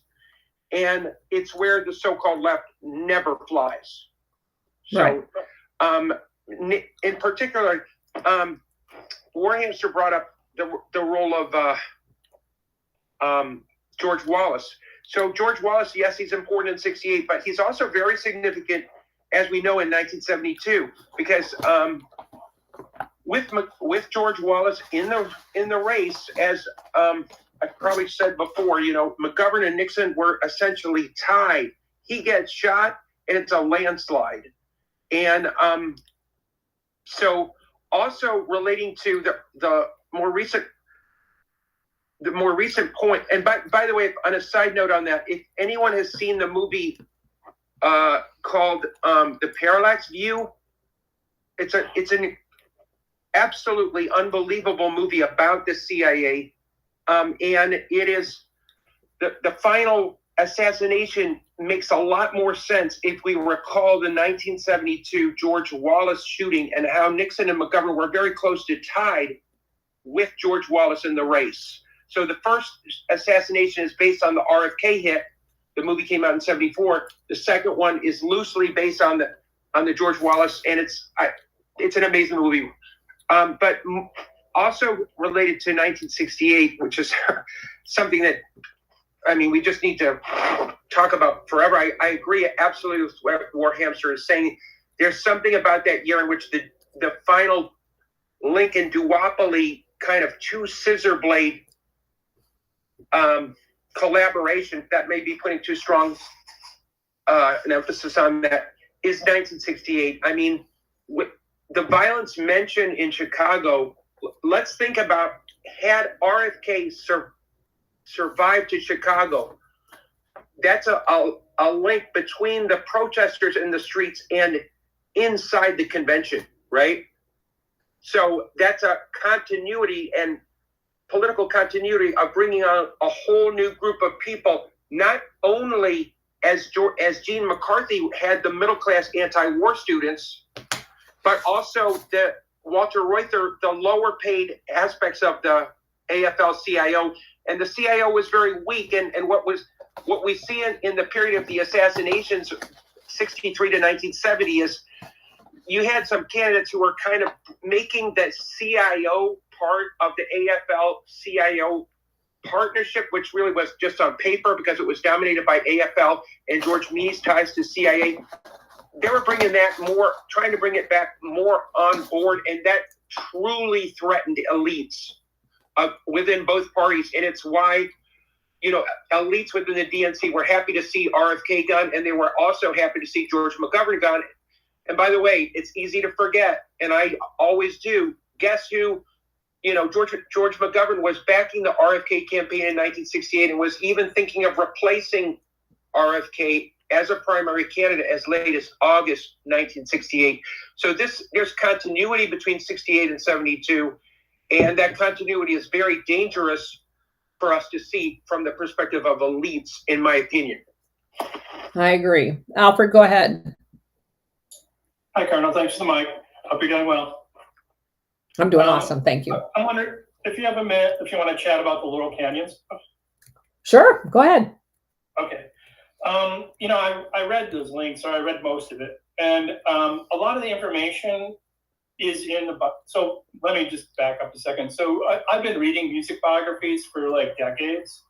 I read the Zappa one, the Pamela DeBar's one.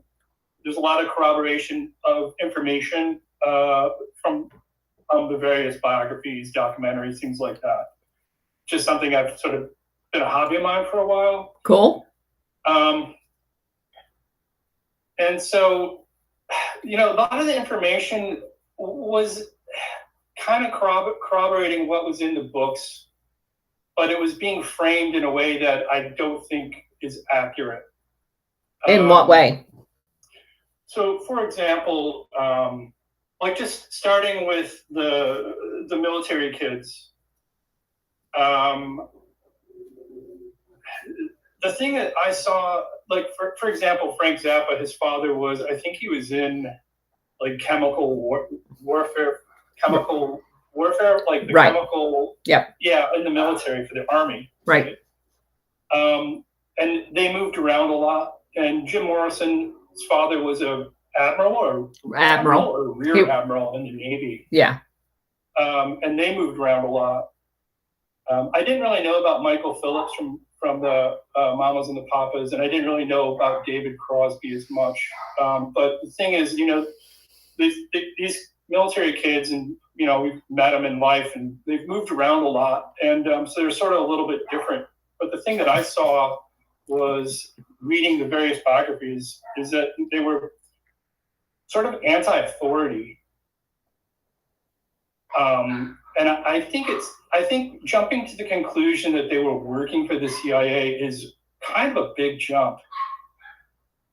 There was a comment you made about so there were a few things going on. So at the time, it was sort of a weird time, right? So there was a draft. So there were kids dodging the draft and dropping out of society. People running away, going to the Haight-Ashbury, things like that. But like with Zappa, they talk pretty extensively in the book about that troop. I find it really hard to think that they were involved with the CIA in any way. The way they were described in the biography in the book was they were just drug-addled, super freaky, weird party people. I mean, kind of people that had sort of dropped out of society. So they were emulating a behavior that the powers that be wanted to associate with the anti-war movement. Everything that you said can be true in conjunction with it being manipulated to make it appear that way as well. So I think that there was an aspect. So these people would have been like, they would have smelled a cop or a Fed or a CIA agent a mile away. But, you know what I'm saying? But I don't think you're understanding what I'm trying to say. I can create an environment that, because you have to understand that the people that created that entire environment had spent the last 20 years in developing things like LSD and MK Ultra, as far as running experiments on how people react. So everything that you just said can be true, and it could all be manipulated to achieve what their end goal was. Their whole end goal, Alfred, I think in all of that, was for, in the minds of Americans, just like we just talked about that yellow ribbon, there was a result that they wanted and they achieved in spades, which was, if you took the group that you just described, the drugged out, crazy musician scene. That's right. Okay. So you take that group and you compare it to the beginning of our involvement in the Vietnam, and the kids, the same age kids that were interviewed on television, had the button down collars, long sleeve shirts, well spoken. They were attending college. They were doing all of the right things, and they did not want to go support a war that they knew however they knew it. And I've watched some of these videos. I was amazed because I can tell you, even my smartest kid at 20 was not talking like this.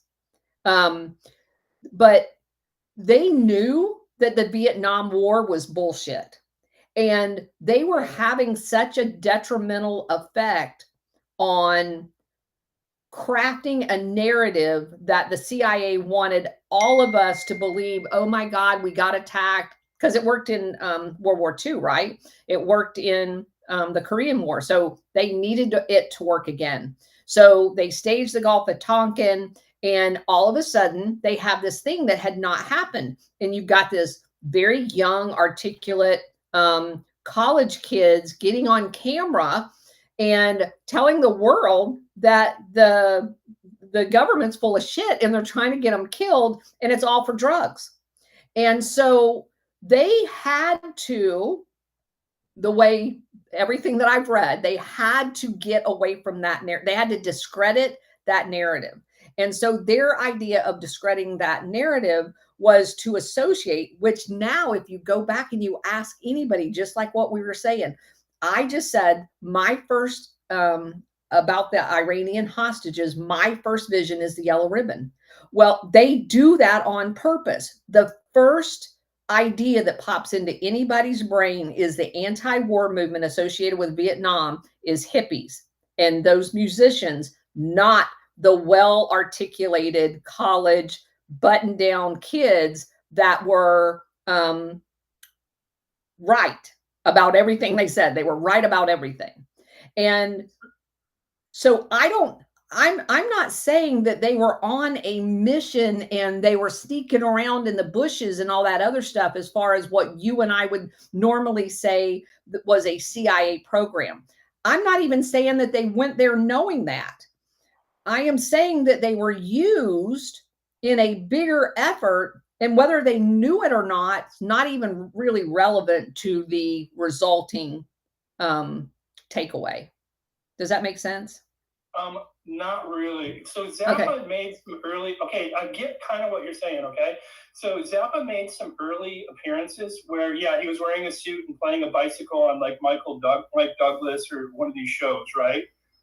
You know, he was a really smart guy, very articulate. The biography was really interesting, very anti-war, anti-drugs. Like he kicked Little George out of his band for showing up at a rehearsal stone. Little George went on to form Little Feat, that band, and died of drugs, you know. So I think my issue is with the links, with the information, it's just the way it's being framed. Like they talked about the tunnels. The tunnels were in the book, the Zappa book, but what would they be using them for? Right? And I mean, correlating these 4 kids that had military parents and jumping to the conclusion that they were CIA operatives, I think that's just not. But see, I'm not saying that they were CIA operatives. I think that's the miscommunication there. But the implication on some of those links were, or that they were like, so I think what I'm trying. But Alfred, I would use your own reasoning. The people that are military and the people that are raised by intelligence officials have some very unique qualities to them. Okay. And those qualities known to psychiatrists and psychologists can be used. So if you take, for all of the reasons you just said, you move around, you don't have a lot of friend groups. And then you take all of those, 18-year-olds, 20-year-olds, and you plop them down in Southern California in one of the coolest places in the whole world. You tell them that they're going to be part of this new scene, because there was no music industry in LA at all. And so now, and you've got these mafia clubs that are built specifically for these groups to go play in. You've got these crazy women in these scantily dressed, crazy outfits shipped into the local. So I think I get what you're saying, okay, but I think you're giving the program way too much credit. I think that there's an ontological aspect, like there was a spirit of the times, right? Like there were disgruntled youth because they were being drafted and sent into a meat grinder to be killed in Vietnam, right? So there was this music scene in Ontario right before that. That's where like Joni Mitchell, Right. Neil Young, and all these people, it was like a folk scene. A lot of those kids were dodging the draft. They were going Right. to Toronto. And then news came out, oh, Laurel Canyon was the new hit place. Right. Or Haight-Ashbury was the new hit place, and they went there. Right. You know, I will say one thing. A lot of these people that I've been, you know, we listen to these, we know their names, you know, Neil Young, blah, blah, blah. And, you know, we've been listening to their music, you know, we're familiar with it and stuff. But like what really shocked me 4 years ago, like in 2020, and I started realizing this is something I think is pretty screwed up. A lot of the people that I looked up to or admired as musicians, really, it's obvious that someone in their life is packing their head with complete dog shit about what's going on politically in the world, right? Like they're all like Democrats, they're all like big Kamalas, you know, they're all just completely wrong, right? You know what I'm saying? Like a lot of these celebrities, they're just like their whole outlook, their whole paradigm of the world is just fucked. So I mean, that's something I, you know, conspiratorially do see. So when you say that I'm giving the CIA and their being able to manipulate people too much credit, the only thing that I would point out to you is that an operation as big as Operation Gladio went on for, you know, the better part of 70 years and no one even knows about it. So I think that they are very, very good at what they do. They're good at hiding behind their bullshit. I get it. Yeah. I get it. So I don't think they were as good as they are now as they were in 1968 or 69. You know what I'm saying? Well, it's the communication is much more open now. I don't think it worked the way they wanted it to. I think like that whole thing just sort of was not, it blew up in their face, if you know what I'm, and I think in some ways it is now too. Yeah. People are oh, there's always a boomerang. There's always a boomerang. You're absolutely right. It's tough because it's, you know, you're playing mind games, right? So where does the mind game begin and where does reality? That's why I was saying earlier in the comments, like sometimes it's like, you know, it's really hard to know when to put your glasses on and when you got to take, sometimes you got to take them off too and just say, well, this is real. Okay. So Alfred, the real world. No, I agree with you. So Alfred, let me say this to you. I don't know if you watched the, and I'm going to get to the rest of the hands because we're already over time and then I'm going to go, but that's this is a great conversation and it's definitely one that needs to be had because I don't want people that's just going to agree with me on everything. I want that dialogue. And I think it's important for everybody to understand we can disagree respectfully and have different opinions on the outcomes as long as we can agree that these are the facts. These things happen. And that's exactly what we've just demonstrated, Alfred. I absolutely love the fact that you did this. But I think that the I don't know if you saw the Tucker Carlson interview with the quote unquote historian that had done and spent a whole bunch of time digging into Jim Jones. Did you see that one? I kind of did, but I wasn't paying it. Go ahead. So I think that's illustrative of my point. You can spend, I mean, this guy spent tons and tons and tons of time researching Jim Jones. We spent a week. And what we found, because we're focused on Operation Gladio, was the fact that he had a pedophilia network in San Francisco. The guy never found that. He was in Brazil during the overthrow of the Brazilian government as a CIA asset. He created a terrorist training camp for Operation Gladio training in Guyana. He never found that. He was in Cuba during the CIA attacks on Cuba in 1960, sending photos of burning Cuban sugar cane fields back to CIA. Thank you. I mean, you turned me on to stuff that I had no idea. So that's my point. A lot of stuff. Right. So that's my point. So Whitney Webb wrote a book of 1,000 pages just about, and never discovered Operation Gladio. And she talked about every aspect of it, the money laundering, the drug networks, the arms deals, and never found Operation Gladio. So it is possible to frame things in a way. And I don't honestly know, Alfred, to your point, I don't know whether they're gatekeeping or they just literally didn't find it. I don't know. And that's the whole reason that I asked the question about Mike Benz. I don't know. But I think their worst fear is us just being open and honest about stuff and you and I having this conversation in public. They don't want us talking about it. Because what happens is we all independently can form our own conclusions as long as we know the facts. So, I mean, I've had suspicions about Joe Rogan. I don't know if you've watched that interview. I started watching it, but I couldn't finish it. So Joe Rogan, I don't know. There's something about him that I've always. Yeah, and because we accuse anyone of anything, right, but we all come from different walks of life that shape our assessment of the same information, and we have to be okay with that. You're going to see, you spend a lot of time in the music area, so you're going to see it completely different than I see it, because I see it from a military perspective and the setting up of a psychological operation that, by the way, if it wasn't on purpose, damn sure worked.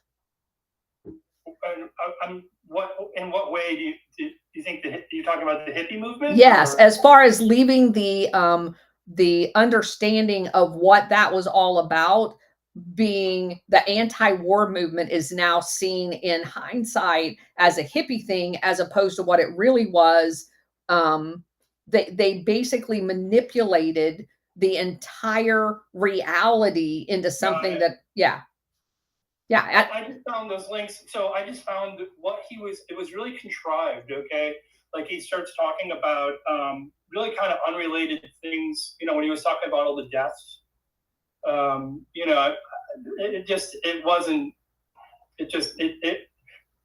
He was pulling in factoids that tried to prove a point, but in doing so, I think he discredited. Yeah.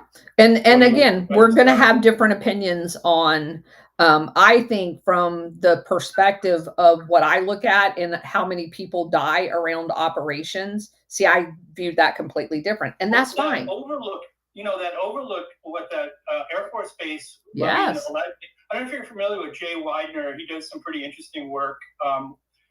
But he did a documentary I just saw the other day. I think it was called The Clockwork Shining. I've seen that. Yeah. And you've seen it? Yes. Okay, so the whole Shining thing was laying out an MK Ultra. Yes. I didn't really know that, but yeah, I found that to be really interesting. Yes. So there is that. I mean, there's some weirdness in Laurel Canyon. Yes.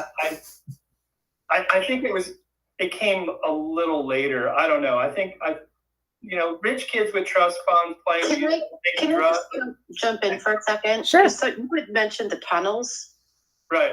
Now, I want you to understand the tunnels, okay, and the child trafficking, and the fact that Hugh Hefner's plane is flying Vietnamese children out of Vietnam.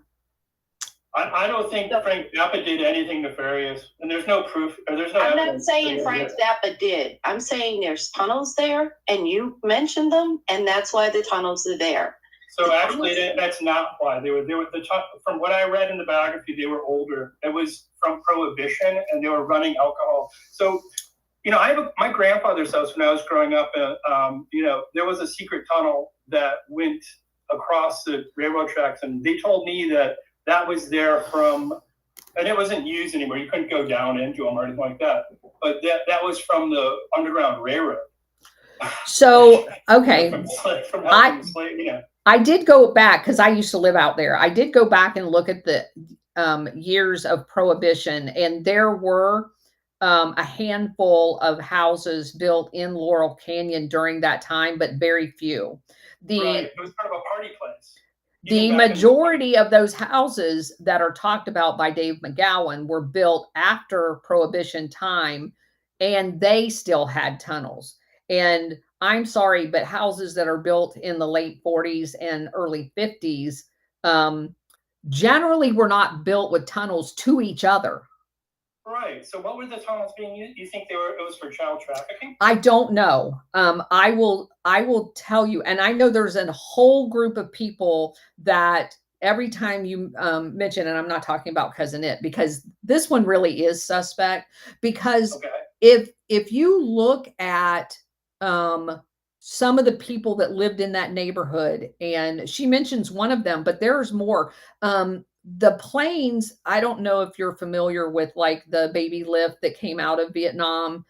What I have now discovered is that's like what we were seeing in Guatemala, and it's under investigation right now. There was a whole bunch we saw it in Haiti. There's something going on there. There is a common theme where everywhere there's Operation Gladio shit going on, there's truckloads of children that supposedly are now parentless that gets shuffled through Christian and other religion charities into the United States as unaccompanied minors.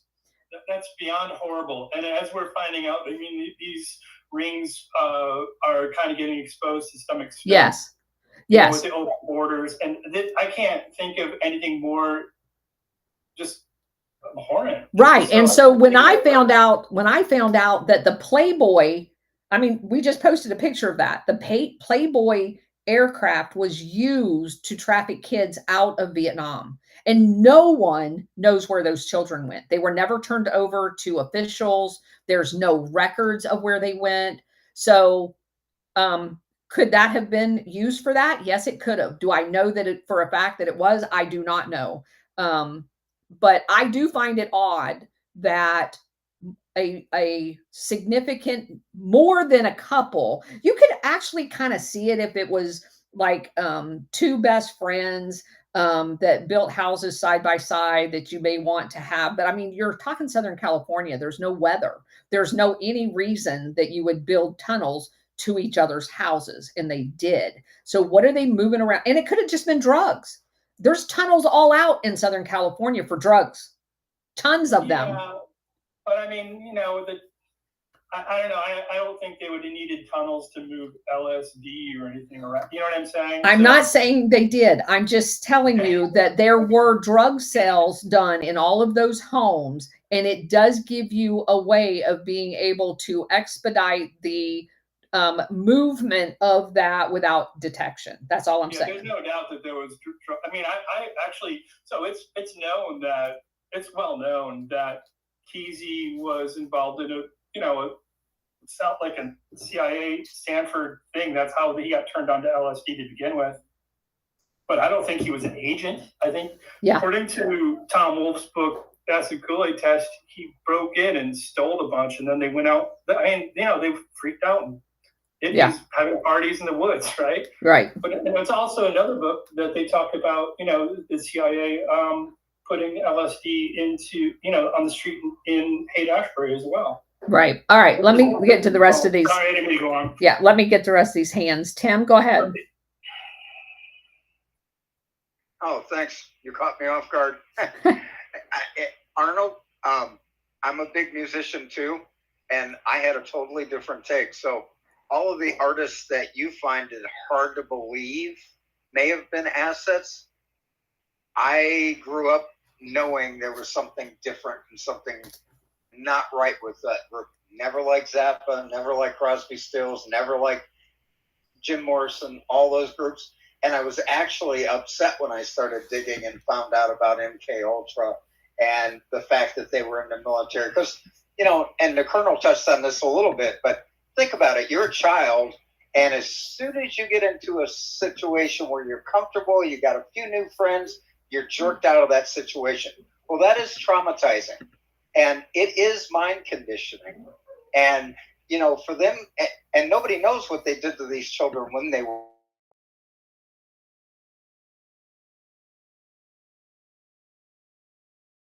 So they had no idea what was going on with their kids when they were growing up. But I can tell you, the only one that really upset me that I felt was definitely something that attacked our country's youth was during my young generation, and that was Pink Floyd and ELO. I was really pissed when I looked at the political scene of what that did, because if you I don't want to go too long and pontificate on this stuff, but if you look at what happened with the hippie movement, there were several things. You know, Saul Alinsky touched on this. You attacked their morals. The kids were, you know, it was wild sex, it was drugs, it was rock and roll, it was fighting authority. And then what did you get from that? You had a Vietnam War that they opposed, but what did they do? They hated those military men that came back from Vietnam, like it was their fault that they caused the war. So what did they do? In a threefold strike, they turned our youth against the military and discouraged them from being patriotic. They debased their minds and caused immorality. And, you know, it wasn't as bad as what it is now with the internet. And to me, thank God Elon Musk came along when he did and bought Twitter, because the path that we were headed down with our youth and being censored and not having a voice would have been detrimental for 50 years, if not more, to this country. I believe our country would have been done had he not done that and opened the voices back up. But, you know, some of the things that you mentioned, yeah, it's hard to accept that they actually knew they were assets. I would just say they were influenced to the point where they were used without even being known that they were being used, even to themselves. And I think that's the point, Tim, at the end of it. The result, whether or not they knew or not, because you can manipulate people. That's a great point. Let's see. All along, go ahead. Yeah, Colonel, you suggested, I think that the sort of cultural aspect of the 1960s, what we might call incense, peppermints, and paisley aspect, has been used to occlude the actually fundamentally different on an organizational level anti-war aspect. I think I agree with that. It's been used as a kind of backward lens to distort, you know, history by focusing on the more cultural changes at the expense of organizational, you know, anti-war. I also think that applies to another occlusion that the incense, peppermints, paisley aspect, or cultural aspect, if you will, has been used to occlude the labor aspect of the 1960s, which normally gets not even a wink of attention anywhere. And I think it's kind of hidden by the CIO aspect between 1963 and continuing through the 1968 RFK campaign is really, really important and relates to all of the major assassinations, including Malcolm X in a certain way, although he's not affiliated with political campaigns. I mean, he did not accept the idea that, you know, black leaders could speak uniformly for black people. He said, what about the black working class? And that connects directly with CIO Right. activization as well. Right. So there's been a lot of occlusion about this period by media emphasis on culture at the expense of, you know, political anti-war organization, and also at the expense of labor history. Yeah, that's a good point. Cousin It?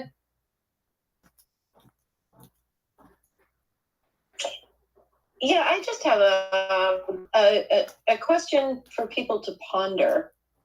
So Laurel Canyon musicians and actors were all of military fighting age.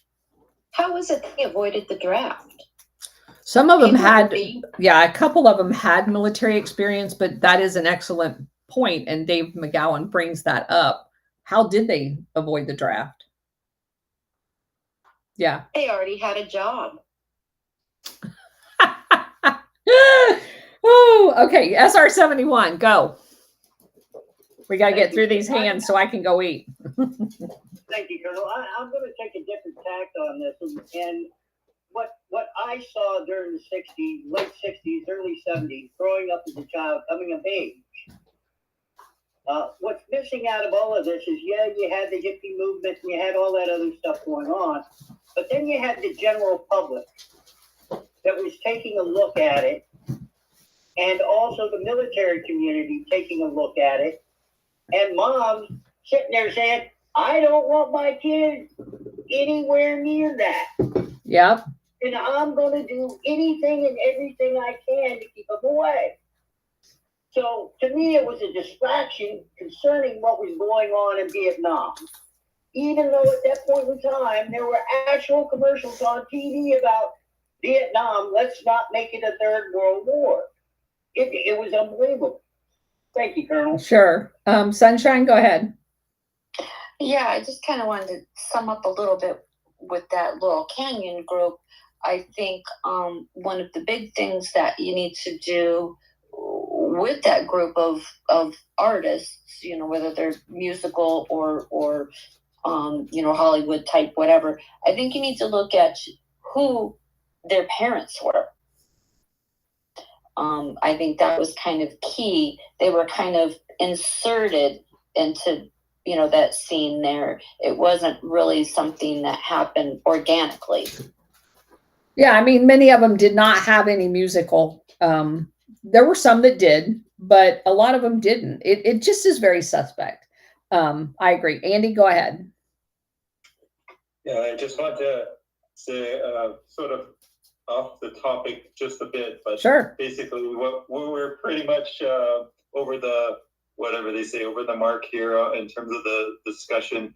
And yeah, I had to listen to one of the spaces on, you know, on the recorded because the app was always so glitchy. And I guess now I can go through Rumble and listen there. But on this app, I learned the trick through Guru said if you become a speaker, you can listen.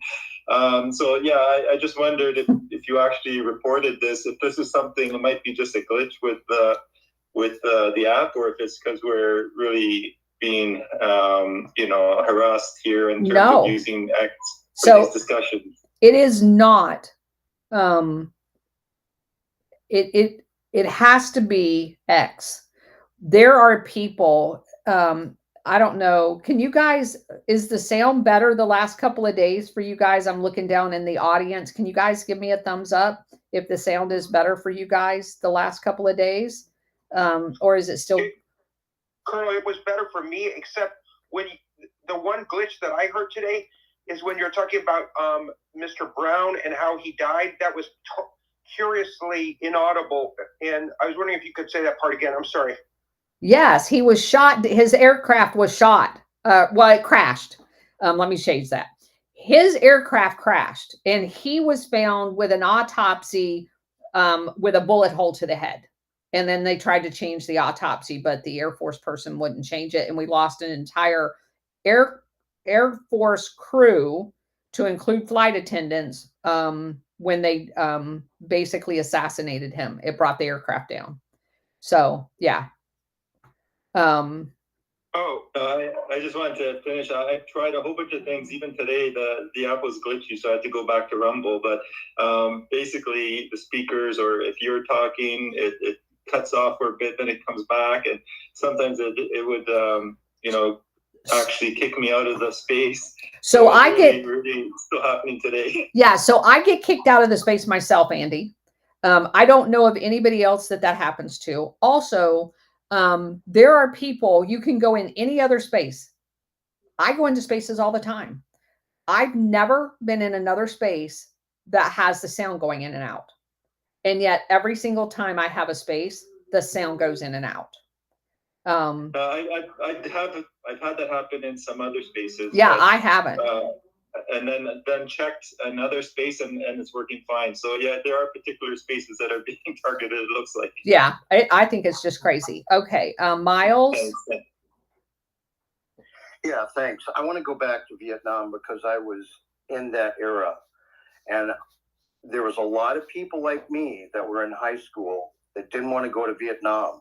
There was a draft. So we were doing all the research we could to find out what the hell was going on over there. And that was a problem because there was too many smart kids back then. So what they had to do, and I believe the Colonel's right with a lot of the research we've done, the Beatles were a pop band until they weren't. and then they're on a magical mystery tour. So all this stuff, I think, is correct, that they ran a program to have divide and conquer, to have these people that didn't look, the smart people like me even did it, we started experimenting with drugs and stuff, and it dumbed us down. We didn't really know what was going on. We didn't pay attention anymore. And they allowed the drug movement back then. It was obvious. There was drugs everywhere, and you weren't getting arrested for it. So, I mean, there was places in Minneapolis that they sold drugs right outside of the drugstore. And how easy would that be to shut down? And they allowed that to happen until after, the Vietnam War got shut down and they had to run another operation. And then it was, just say no. So, when another group of people came back in and shut the drug market down. Well, I think what most people, I think back then, like they were doing with the GIs, they wanted everybody hooked on it so they could create their own demand. Yeah, but I'm just saying that a lot of those musicians, because I followed those people, Jimi Hendrix, and if you do the deep dives on like even Paul McCartney, like, is that really the real Paul McCartney? Were they telling us that he did die in a car crash and he had to be replaced? Because they were a completely different band, so I'm just saying, I think you're right, Colonel. And there's a Quincy Jones memo that actually says that the Beatles couldn't play worth a damn. And when they were working on studio riffs, they actually sent them out for a beer, brought somebody in for an hour, did all the music, sent the guy home. And when the Beatles came back in, Paul McCartney in particular said, well, that doesn't sound that bad. And Quincy Jones is like, yeah, because it ain't you. So, and, that, of course, brings up the point of the house band. Every studio has a house band. And it just so happened that Charles Manson was a house band on some of those people's albums that was attribution as well. SR71. I'm sorry, Colonel. I'm trying to put my hand down. It won't go down. Okay, good. Because I need to get off here. Carrie, go.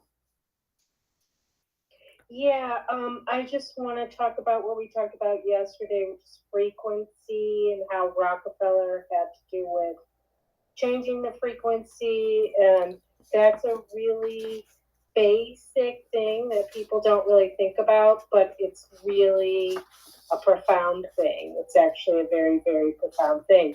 And I also want to talk about Courtney Love, who her mother was a therapist and sent her to therapy when she was 2, and her father gave her LSD when she was 3, and blah, blah, blah. She, as far as I'm concerned, she still is a weapon. They would use a speck of dust as a weapon. And they say that, I know you're not into culture, but people point to that she was part of the Milk Ultra program, which I don't know that much about, but that's their goal, to make these people a weapon. Well, and if people don't think that culture war matters, oh please. Yeah, that's what they did with Mackenzie Phillips too. I've read her book. It's horrifying. Some of the experiences that she had. Alfred, I'm gonna let you close it up, but please be spiffy because I need to go eat. Oh, my hand wouldn't go down either, but I love it. Thanks again. Really, really nice chat today. Okay, thank you. All right, everybody. This was an awesome space. Thank you for being here. And thanks for sticking around for the entire thing, because I know that I went long, which is why I wanted to stay around long enough for everybody to get out what we needed to talk about. And I do think it's incredibly important for us to be able to have these kinds of discussions and not necessarily agree on what our takeaways are.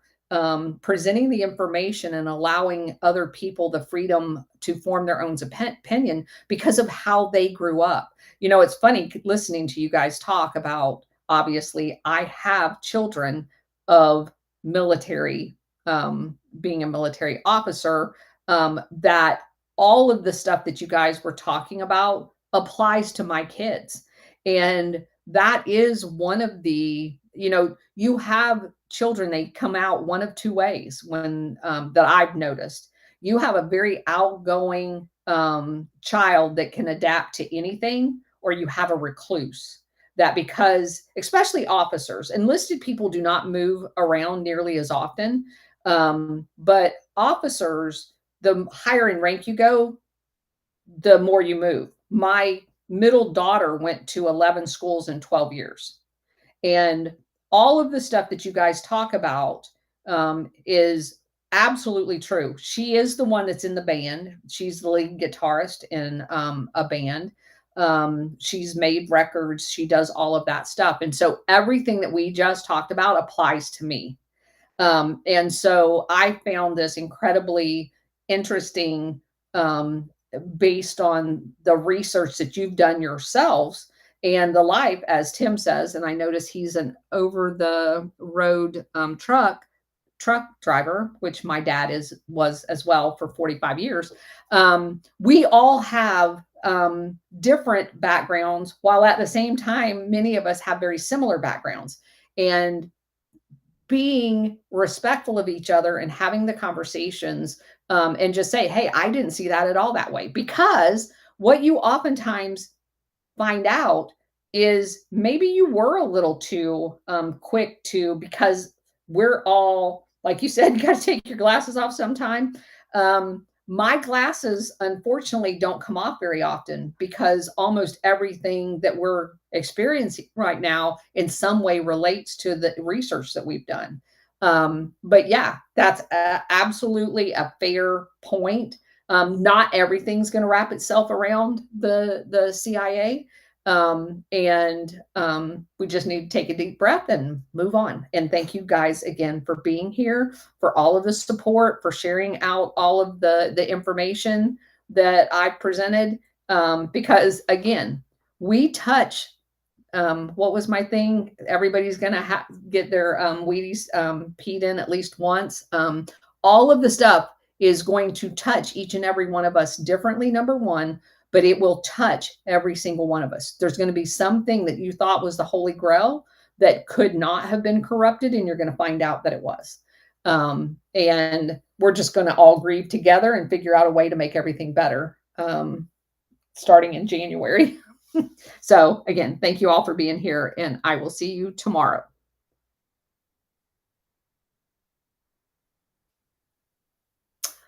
Okay. Mayor Sarge, dang it, I meant to say that too. I'm going to have to post that. I'm going to go back. Thank you for mentioning that. I'm going to do that right now, and find, because I looked in the index, because his name is only mentioned once. He's not in here. The Brown, he's not in the index of the book. So I'm going to have to go back through the material, but I do appreciate you bringing that to my attention. I made myself a note. And I need to find out which Brown it is, because I do not want to not be accurate. Damn it. But I will find out, and I'll post, if I got the wrong one, I'm going to post and let y'all know over on X after I eat dinner. But I did want to try to do the screen share here. We've been having problems with, let's see, window, entire screen.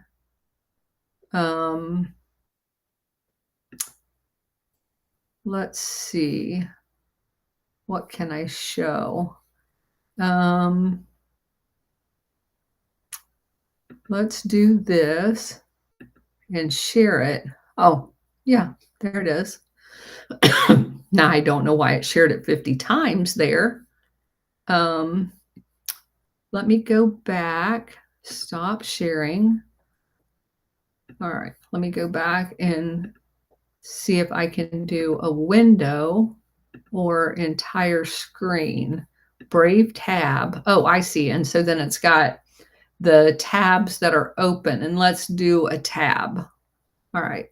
So there's the, let's share that. Oh, crap. That's big. Now, what are you seeing? Because it changed my whole screen. Oh, okay. So I need to bring it up on Safari, I guess, because I can't see the screen to be able to know what y'all are seeing if I do it the other way.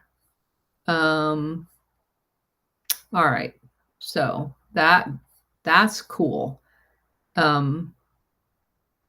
This tab is using, let's see. Okay. Well, at least I figured out how to make it work, because we had not been able to, when I was doing live streams with Warhamster, it was not allowing me to do the screen share. So now that I figured that out, and I guess what I have to do is click a different thing that's up here at the top as different options. So anyway, cool. One will share the desktop and all of it is tab. I know, SR71. And I'm in the Rumble Studio version as opposed just to Rumble or StreamYard, which is how I'd been doing it before. But down at the bottom, it says now at the top, it gives you formats. When you first start your stream, it gives you formats. It says background, auto, which gives you like 3 options.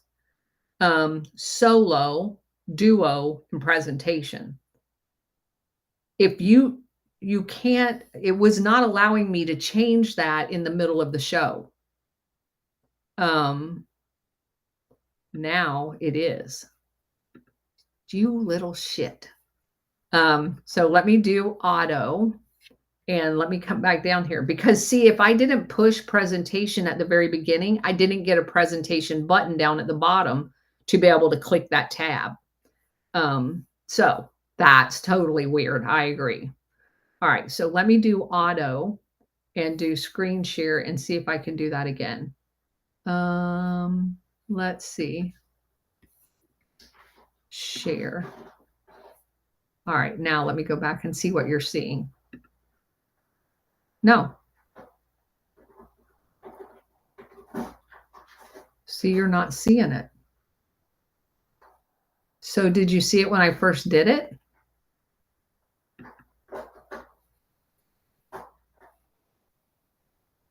That's weird.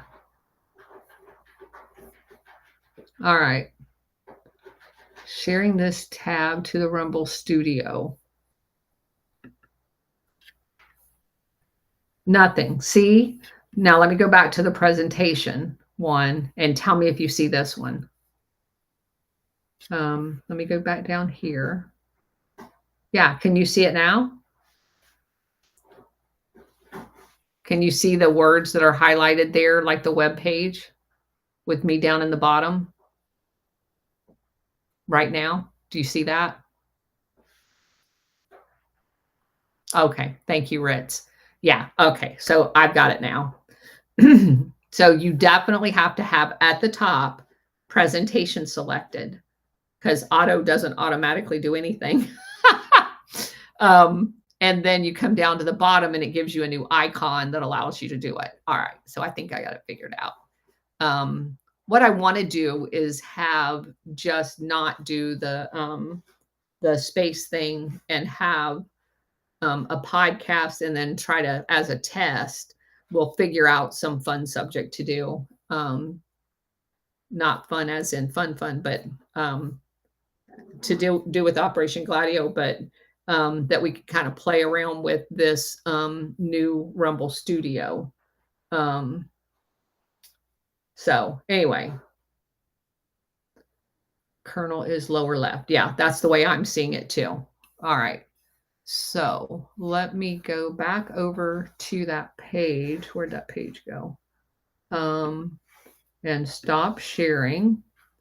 And then if I come back over here, yeah, okay, I got it. All right, I think I figured it out anyway. All right, thanks guys for being here. I will see you tomorrow.